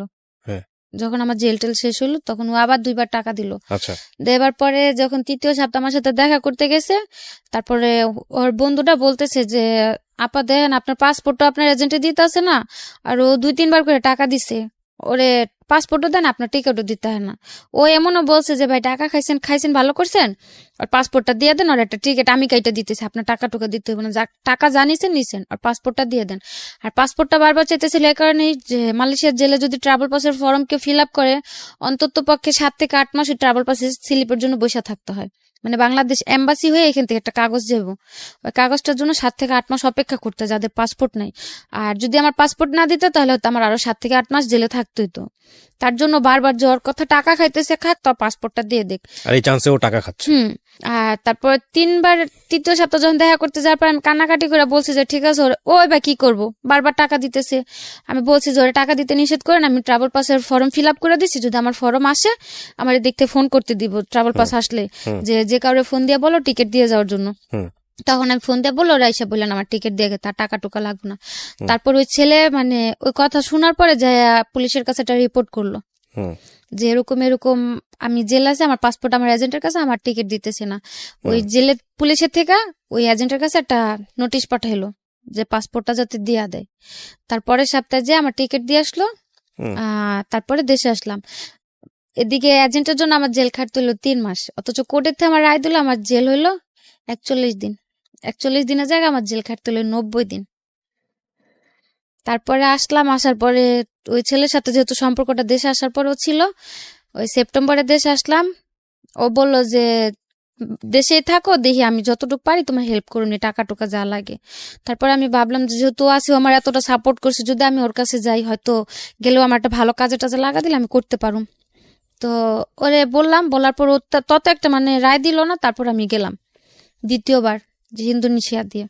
আপনি জেল থেকে ছাড়া পেয়ে বাংলাদেশে কিভাবে আসলেন ওইটা একটু আরেকবার বলেন। জেল থেকে ছাড়া পেলাম ওই যে আমার ওই যে পাসপোর্টটা ম্যানেজ করতে পারলো, ও যে পুলিশের কাছে রিপোর্ট করলো 2-3 বার টাকা দেওয়ার পর যখন পাসপোর্ট না দিল, ওই তখন পুলিশ পুলিশের বলল কাছে যে রিপোর্ট করলো। তারপর ওকে ধরলো রিপোর্ট পুলিশ। করার পরে ও নোটিশ পাঠালো আমার এজেন্টের কাছে যাতে আমার পাসপোর্টটা দিয়ে দেয়। আর এদিক দিয়ে যখন ওরা পাসপোর্ট দিতেছিল না, আমি যে ক্যাম্পে ছিলাম ওই ক্যাম্পের পুলিশের সাথে আমিও যোগাযোগ করছি। যখন মানে আমি তখন বাধ্য ছিলাম স্বীকারোক্তি দিতে যে আমার এজেন্ট আছে, আমার পাসপোর্ট দিতেছে না। আর তখন তো আমার কোনো সমস্যা নেই, আমার জেল টেল সব হয়ে গেছে, আর আমি দেশে যাব। তখন ওই জায়গার পুলিশদের সাথে আমিও কথা বললাম যে এরকম এরকম আমার এজেন্ট আছে, এজেন্ট আমার পাসপোর্টটা দিতেছে না। ওনার জিজ্ঞেস করলো যে এজেন্ট যে বাসা থাকে সে বাসা তুমি চেনো? বললাম যে হ্যাঁ। পরে বললো যে 1 সপ্তাহ সময় দেখো, যেহেতু তোমার বাইরে থেকে লোক রিপোর্ট করছে, যদি ওরা পাসপোর্ট না দেয় তোমার আমাদের সাথে নেই, এখান থেকে তোমার এজেন্টের বাসা যাওয়াইব। আচ্ছা, হয়তো এখান থেকে পাসপোর্টটাও না হইব, সাথে ধরা হইব। তারপরে কিভাবে হলো? তারপর ওই যে রিপোর্ট করাতে পুলিশের থেকে নোটিশ দিল, নোটিশ দেওয়ার পর ওই লোক এসে আমার পাসপোর্ট আর টিকিট দিয়ে গেল। আচ্ছা, তারপর আপনি বাংলাদেশে আসলেন? হ্যাঁ, টিকিট দেওয়ার কত বছর পর বাংলাদেশে আসলেন? হ্যাঁ, 1.5 বছর। 1.5 বছর পর। এই 1.5 বছর জীবনে কি বলবেন, স্বর্গ না নরক? জাহান্নাম? নরকের চাইতেও যদি খারাপ কিছু থাকে, নরকটা তো মরার পর কেমন হবে দেখতে জানি না, কিন্তু বাইচা থাকতে হয়তো ওটা একটা নরক ছিল। তো আসলেন, আসার পরে দেশে ছিলাম সেপ্টেম্বর আসছি, সেপ্টেম্বরের 17 তারিখ আসছি। আসার পরে নভেম্বরের লাস্টের দিক দিয়ে আমি আবার চলে গেছি। কোথায়? মালয়েশিয়ায়। কেন গেলেন? মালয়েশিয়ায় গেলাম ওই অতদিনে মানে ওই ছেলেটা আমার জন্য যতটুক দৌড়াদৌড়ি করলো, হয়তো জায়গাতে আমার আপন কোন একটা ভাই বোন থাকলে অতটুক করতো না। তো ওর প্রতি অতদিন একটা আলাদা টান হলো, যেহেতু বাইরে ও আমার জন্য এতটুকু করতে পারছে। বা যদি ও তো সবসময় বলতো যে আমার বিয়ে করব বা আমার পাশে সবসময় থাকবো, তো আমি ভাবলাম যে যাই আমি ওর কাছে, যে এখন তার আমি খারাপ কিছু করুম না, যাই হোক তোর কাছে থেকে একটা ভালো জব টপ করি কিছু, যখন ও দেশে আসে ওর সাথে আমি চলে আসবো। আসলে হয়তো তখন যদি বিয়ে শাদী করে করলো না, তোর দ্বারা আমি ভালো কিছু একটা করাতে পারলে আসলাম, কিন্তু ওই তার ভরসায় গেলাম, দ্বিতীয়বার যেও সেম অবস্থায়। ওই একই কাজ। না হয়তো সে কাজগুলো করতে হয় নাই, কিন্তু ওর সাথেই ছিলাম, ওই 1-1.5 মাস লাগায়া জঙ্গল টঙ্গলে থাইকে এত কষ্ট করে যে গেলাম ওর জন্য আমি। জঙ্গলে থাকতে হয়েছে যাওয়ার সময়? হুম। কিসে গেছেন? এখান থেকে 3টা দেশ ঘুরাই নিয়ে গেছে, তো মানে যে যে জায়গায় ঘুরছি ওগুলাতে কোনো প্রবলেম হয়নি। হোটেলে 1-1.5 মাস লেগেছে যেতে? 1 মাস, পুরো 1 মাস লাগছে। কিসে গেছেন আপনি? প্লেনে না? প্লেনে গেছি, এখান থেকে ইন্ডিয়ায় গেছি, ইন্ডিয়া থেকে বালিতে গেছি, বালি থেকে ইন্দোনেশিয়ায় গেছি, ইন্দোনেশিয়া থেকে মালয়েশিয়ার এয়ারপোর্টে গেছি। এয়ারপোর্টে মানে যে কিরকম মানে একটা বিমান ভাইঙ্গা যেভাবে যায় না অনেক দেশে, ডাইরেক্ট না গেলে বিমান ভাইঙ্গা বন জঙ্গলের কথা কেন আসতেছিল? জঙ্গলে ছিলাম 15 দিন, মানে জঙ্গলের ভিতরে, টোটালি জঙ্গল, ওর ভিতরে খাওয়া দাওয়া শোয়া সবকিছু। ওখানে ওই বাঙালিরা ওইভাবেই যায়? অবৈধভাবে গেলে ওইভাবে যেতে হয়, মানে ইন্দোনেশিয়া দিয়ে যারা যায় তাদের ওই জঙ্গলে 1 মাস থাইকে যাইতে হয়। এমনিতে যদি থাইল্যান্ড দিয়া বা সিঙ্গাপুর দিয়া যায় তাহলে তো 1 সপ্তাহের মধ্যে পৌঁছায় যায়। আচ্ছা, তো গেলেন, তারপর? গেলাম, যাওয়ার পর ওই ছেলের কাছে গেলাম, যাওয়ার পরে 6-7 মাস কাজ করতে দেন। ও এমনিতে আমার টাকা টুকা, ওর সাথেই ছিলাম, মানে বাড়িতে টাকা টুকা সবকিছু ও দিল, বা যাওয়ার খরচ টরচ যা লাগলো ওই দিল। দেওয়ার পরে মানে এক পর্যায়ে দেখি ও কিরকম একটা আস্তে আস্তে পোল্ট্রি নিতেছে। কাজ করতে দেয়নি, আমারে কোনো কাজই করতে দেয়নি। বলছে যে আশ্চর্য, তো থাকো, সমস্যা নেই, তোমার মতো একটা মেয়ে চালানোর ক্ষমতা আল্লাহ আমারে দিছে, আমি তোমার রাখি, তোমার কাজ করার দরকার নেই, যেহেতু আসছো আমার কাছে থাকো। তো কিছুদিন পরে দেখি ওই হাজবেন্ডের যেমন একটা পোল্ট্রি নিল বিয়ের পরে, তার কাছে যাওয়ার পর তারও একটা পোল্ট্রি, মানে সে কন্টিনিউ যে ক্লাবে যায়, মদ টদ খায়, রাতের পর রাত বাইরে থাকে, আমি ওগুলা বললে মানে মারাত্মক পরিমাণে মারধর চলে। তারপরে গেল এরকম করতে করতে এক পর্যায়ে আমি বললাম যে ভাই, তুমি যদি আমার না রাখো, আমার বইলা দাও, যেহেতু আমি আসছি, আমার এখন একটা সুযোগ আছে, তুমি আমার যদি না রাখো, আমার বইলা দাও, আমি বাইরে যাই কোনো কাজ কাম করে আমি দেশে চলে যেতে পারো। আর অতদিন লাস্টের দিক দিয়ে আমি একটা কোম্পানিতে কাজে লাগছিলাম ক্লিনারের। তো তখনও বললাম যে দেখো, আমি একটা ভালো বেতনে কাজ করতেছি, ভালো একটা কাজ পাইছি, তুমি যদি আমার ছাইরা দাও, আমি কাজ কাম করে। কি বিয়ে করেছিলেন আপনি? না না, ওকে। ওদিকে বিয়ে করার সিস্টেম ছিল না। বিয়ে করলে কি যে হুজুর ডাক দেয় না, এমনিতে ঘরে বিয়ে করে, ওইগুলা। তা আমার আর ওর উদ্দেশ্য ছিল, আমারই মেন উদ্দেশ্যটা ছিল যে আমি এখন এরকম একটা বিয়ে করুম, দেশে যাবার পরে বিয়ে তো আমার কোনো প্রুফও থাকবো না বা কোনো প্রমাণও থাকবো না, তো তার চেয়ে না করেই থাকি। যদি বিয়ে থাকে দেশে যে হয়তো পোক্তভাবে করলে করবো, না করলে করার প্রয়োজন নেই। শুধু শুধু যে আল্লাহরে সাক্ষী রেখে বিয়ে করুম, এটা নিয়ে হয়তো একটা আল্লাহর কাছে একটা গুনার কাজ হবে, বা ওর কাছে আমি দাবি নিয়ে দাঁড়াইতে পারবো না। এর জন্য আর কি ওই জায়গাতে করা হয় না। আর ওই জায়গাতে বাঙালিদের যাদের ভিসা টিসা নাই, ওই কাগজ টাগজ করে বিয়ে করার কোনো সিস্টেম নেই। তারপরে ওরে বারবার বলতাম যে যদি তুমি আমার ছাইরা দাও তা আমি কাজ কাম করি। ও বলতো যে না, আমি কি তোমার আনছি ছাড়ার জন্য, আমি তোমার ছাড়ুন কেন। এরকম করতে করতে ওর সাথে রইলাম 1 বছরের মতো। লাস্ট 3 মাস কাজ করলাম, দেশে আসুম, ওই ট্রাভেল পাস চালু করলো, যারা অবৈধ আছে তারা মানে আত্মসমর্পণ করে দেশে চলে যেতে পারবো। তো ও বললো যে দেখো, এভাবে থাকলো তো দুজনের, ওরও ভিসা শেষ হয়ে গেছে লাস্টের দিকে, বললো যে তুমি চলে যাও, আমার তো কোম্পানি আছে, আমার কোম্পানিতে আমার ভিসা করে দিব, তুমি তেমনি একবার ব্ল্যাক লিস্ট করে গেছো দেশে। প্রথমবার যখন জেল খাইতে আসলাম আমার ব্ল্যাক লিস্ট দিয়ে দিল, আবার দ্বিতীয়বার অবৈধভাবে ঢুকলাম, আমি তো আর ভিসাও লাগাইতে পারুম না।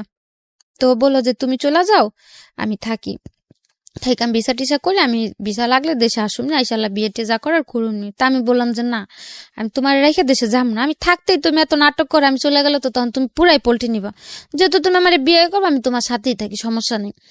তো এগুলা করতে করতে ও আমার জন্য টিকিট টুকিট কাটার জন্য পুরো প্রস্তুতি নিল। তার মধ্যে আমার বারাপুর একটা ছেলে অ্যাক্সিডেন্ট হলো, মানে ওর ডান হাতের এই জায়গা দিয়ে একটা চাকু ঢুকিয়ে দিক দিয়ে বের হয়ে গেল। আমার কাছে এমনিতে টাকা নেই, আমি দেশে আসার প্রস্তুতি নিতেছি, তার মধ্যে ওর ওই জায়গাতে অপারেশন করতে অনেক টাকা দিতে হলো আমার বাইরে থেকেই।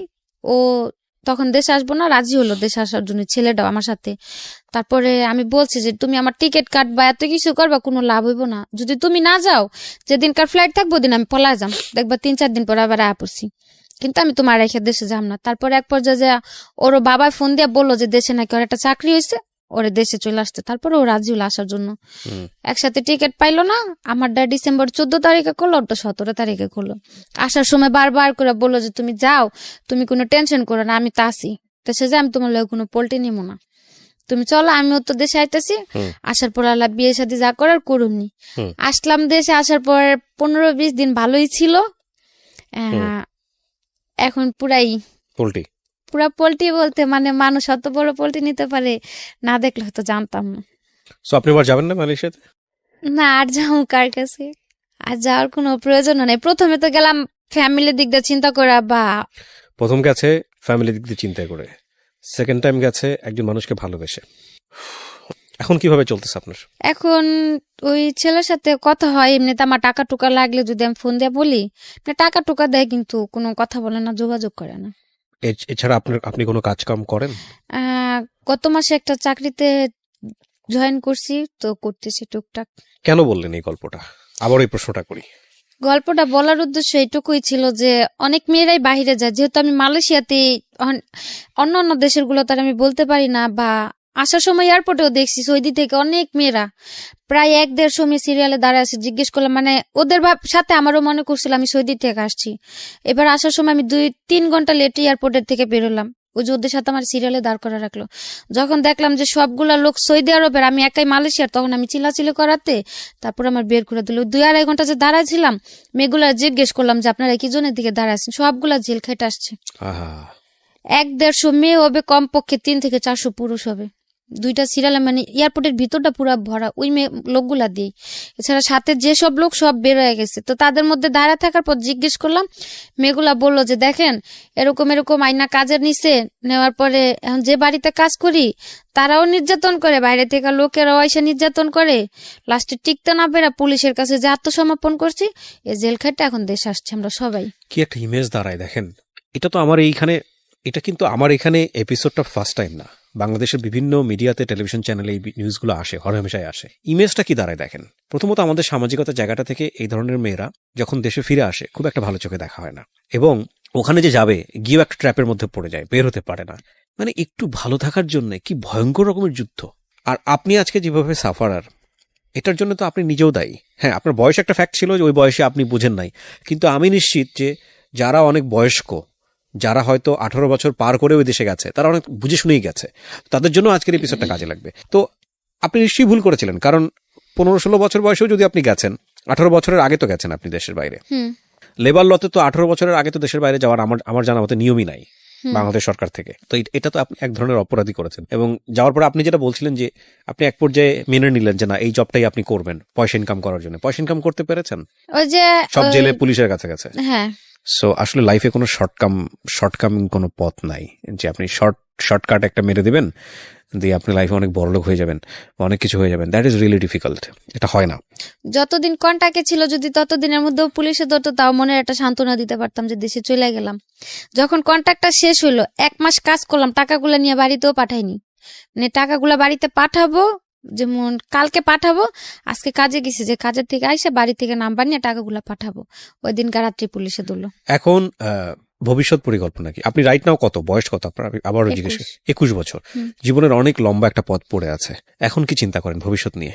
এখন চিন্তা করার আর কিছু নাই। এখন মনে করি যে যেহেতু দেশে আসছি, একটা জব পাইছি, করতে থাকি, উপরে আল্লাহ যা রাখছে কপালে তাই হবে। কিন্তু কোনো বাহিরে যাওয়ার বা কোনো সম্পর্কে জড়ানোর এ ধরনের কোনো চিন্তা আপনাকে যে ভাবনা মানুষটা মাথায় আপনার জীবনে পরবর্তীতে আসবে, যদিও খুব ব্যক্তিগত প্রশ্ন হয়ে যায় এটা, আপনি কি চিন্তা ভাবনা করছেন? তাকে আপনি আপনার জীবনের অতীতটা বলতে পারবেন? আমার উদ্দেশ্যটা শুরু থেকে একটাই ছিল যে এমনিতেও তো ছোট থেকে কারো কাছে ভালো কিছু পাইনি, বা ফিউচারে কি বর্তমানে কি কারো সাথে যদি কোনোদিনও জড়ায় যায়, বলা তো আর যায় না। যে আমার অতীতটা যায় না আমার অ্যাকসেপ্ট করবে, আমি তার সাথেই থাকবো। কারণ এসব কথা তো কখনো লুকানো থাকে না। যদি দেখা গেতেছে একটা সম্পর্কতে জড়াই গেলাম, বা কিছুদিন থাকার পর যখন আমার এই অতীতগুলা সে জানতে পারবো, তখন কিন্তু খুব ভয়ঙ্কর একটা পরিস্থিতিতে পড়তে হবে।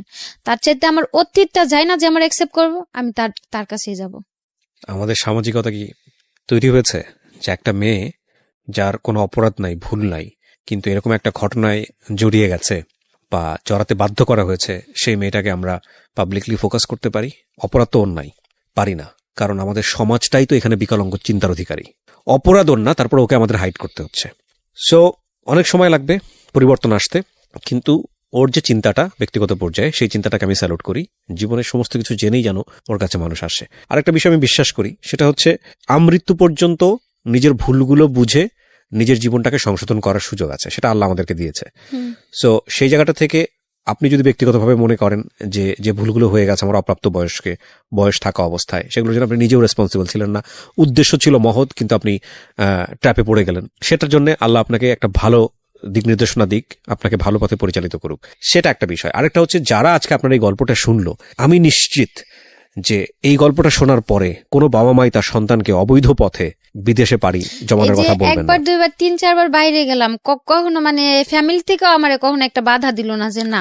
ফ্যামিলি অনেক বড় একটা বিষয়। ফ্যামিলি হচ্ছে প্রাথমিক প্রতিষ্ঠান একটা রাষ্ট্রের, যেখানে একটা মানুষের সমস্ত কিছু, হ্যাঁ। তো ওইটা যদি শক্ত না হয় না, তাহলে আসলে মানুষের জীবনে আসলে আর সামনের দিকে আগানোর খুব সহজ হয় না। তো আজকের এই গল্পটা শুনে সতর্ক হন সবাই নিজের জায়গাটা থেকে। বিদেশে অবশ্যই যাবেন, রেমিটেন্স আমাদের দেশটাকে সামনের দিকে নিয়ে যাচ্ছে, কিন্তু অবৈধভাবে না, অন্যায়ভাবে না। এবং অন্যায়ভাবে করলে সেটা আসলে ভালো রেজাল্ট বয়ে নিয়ে আসে না। Thank you so much.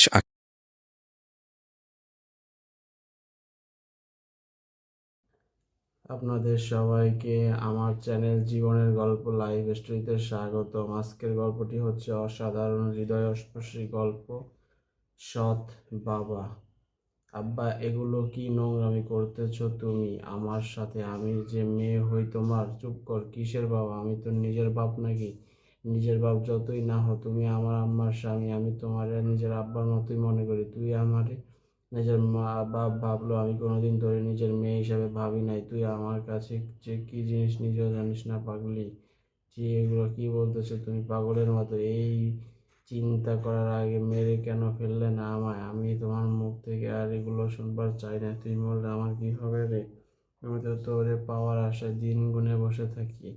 এই বলে সে আমায় এক ধাক্কা মেরে বিছানার উপর ছুঁড়ে ফেলে। আমি তার কবল থেকে নিজেকে ছাড়ানোর আপ্রাণ চেষ্টা করি, কিন্তু সে আমাকে এমনভাবে ধরে রেখেছে, নড়তে পর্যন্ত পারছি না। অবশ্য এটাই প্রথম নয়, সপ্তাহ 3-4 দিন আব্বা নামের এই জানোয়ার লোকটার কবলে পড়তে হয় আমাকে, কিন্তু আল্লাহর রহমতে আজ অব্দি সে আমার কোনো ক্ষতি করতে পারেনি। কোনো মতে নিজেকে তার কবল থেকে ছড়িয়ে বেরিয়ে এলাম, তারপর দৌড় লাগালাম। দৌড়তে দৌড়তে পুকুর পাড়ে পেয়ারা গাছটার পাশে এসে দাঁড়াই। তারপর হাঁপাতে থাকি। ঘুরে তাকিয়ে দেখলাম না কেউ নেই পিছনে। এই জায়গায় একটু জিরিয়ে নেওয়া যাক। জিরিয়ে আবার হাঁটা শুরু করলাম।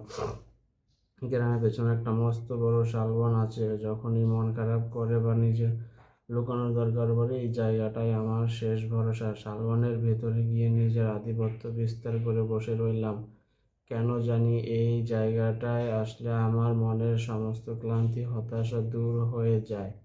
মনে হয় এর থেকে শান্তির জায়গা আর দুটি নেই। আমার নাম মান্নাত। মাত্র 3 বছর বয়সে নিজের বাবাকে হারাই। অবশ্যই সেই সময়ের কথা আমার কিছুই স্মরণে নেই। আমার বয়স 8 বছর। আম্মার সাথে এই লোকটার বিয়ে হয়। আম্মা আমার হাত ধরে এই গ্রামে এসেছিল। আমি এরপর আরো 10টা বছর অতিবাহিত হয়ে গেল।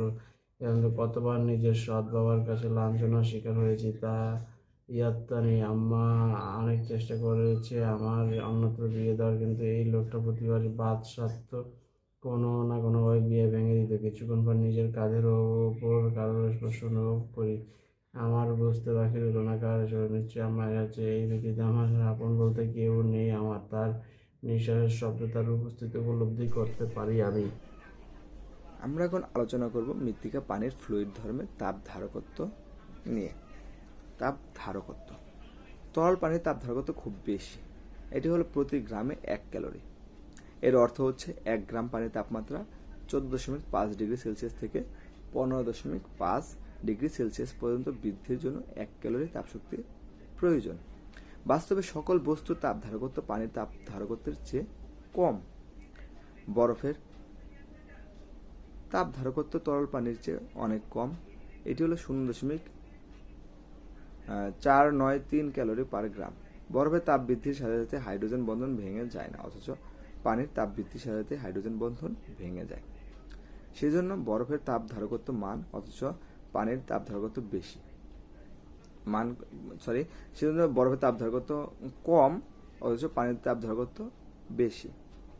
মৃত্তিকার খনিজ কণার আপেক্ষিক তাপ প্রায় 0.5 ক্যালোরি পার সিসি। সে প্রেক্ষাপটে 50 ভাগ রন্ধ্র বিশিষ্ট 1 সিসি মৃত্তিকার আপেক্ষিক তাপ শুষ্ক অবস্থায় 0.25 ক্যালোরি পার সিসি এবং পানি দ্বারা সম্পৃক্ত অবস্থায় 0.75 ক্যালোরি পার সিসি। জলীয় দ্রবণের আপেক্ষিক তাপ পানির চেয়ে কম, কারণ দ্রবণের কিছু হাইড্রোজেন বন্ধন লবণ বা অন্য দ্রব্য দ্বারা আগেই ভেঙে থাকে। অতএব হাইড্রোজেন বন্ধন ভাঙতে কম শক্তির প্রয়োজন হয়।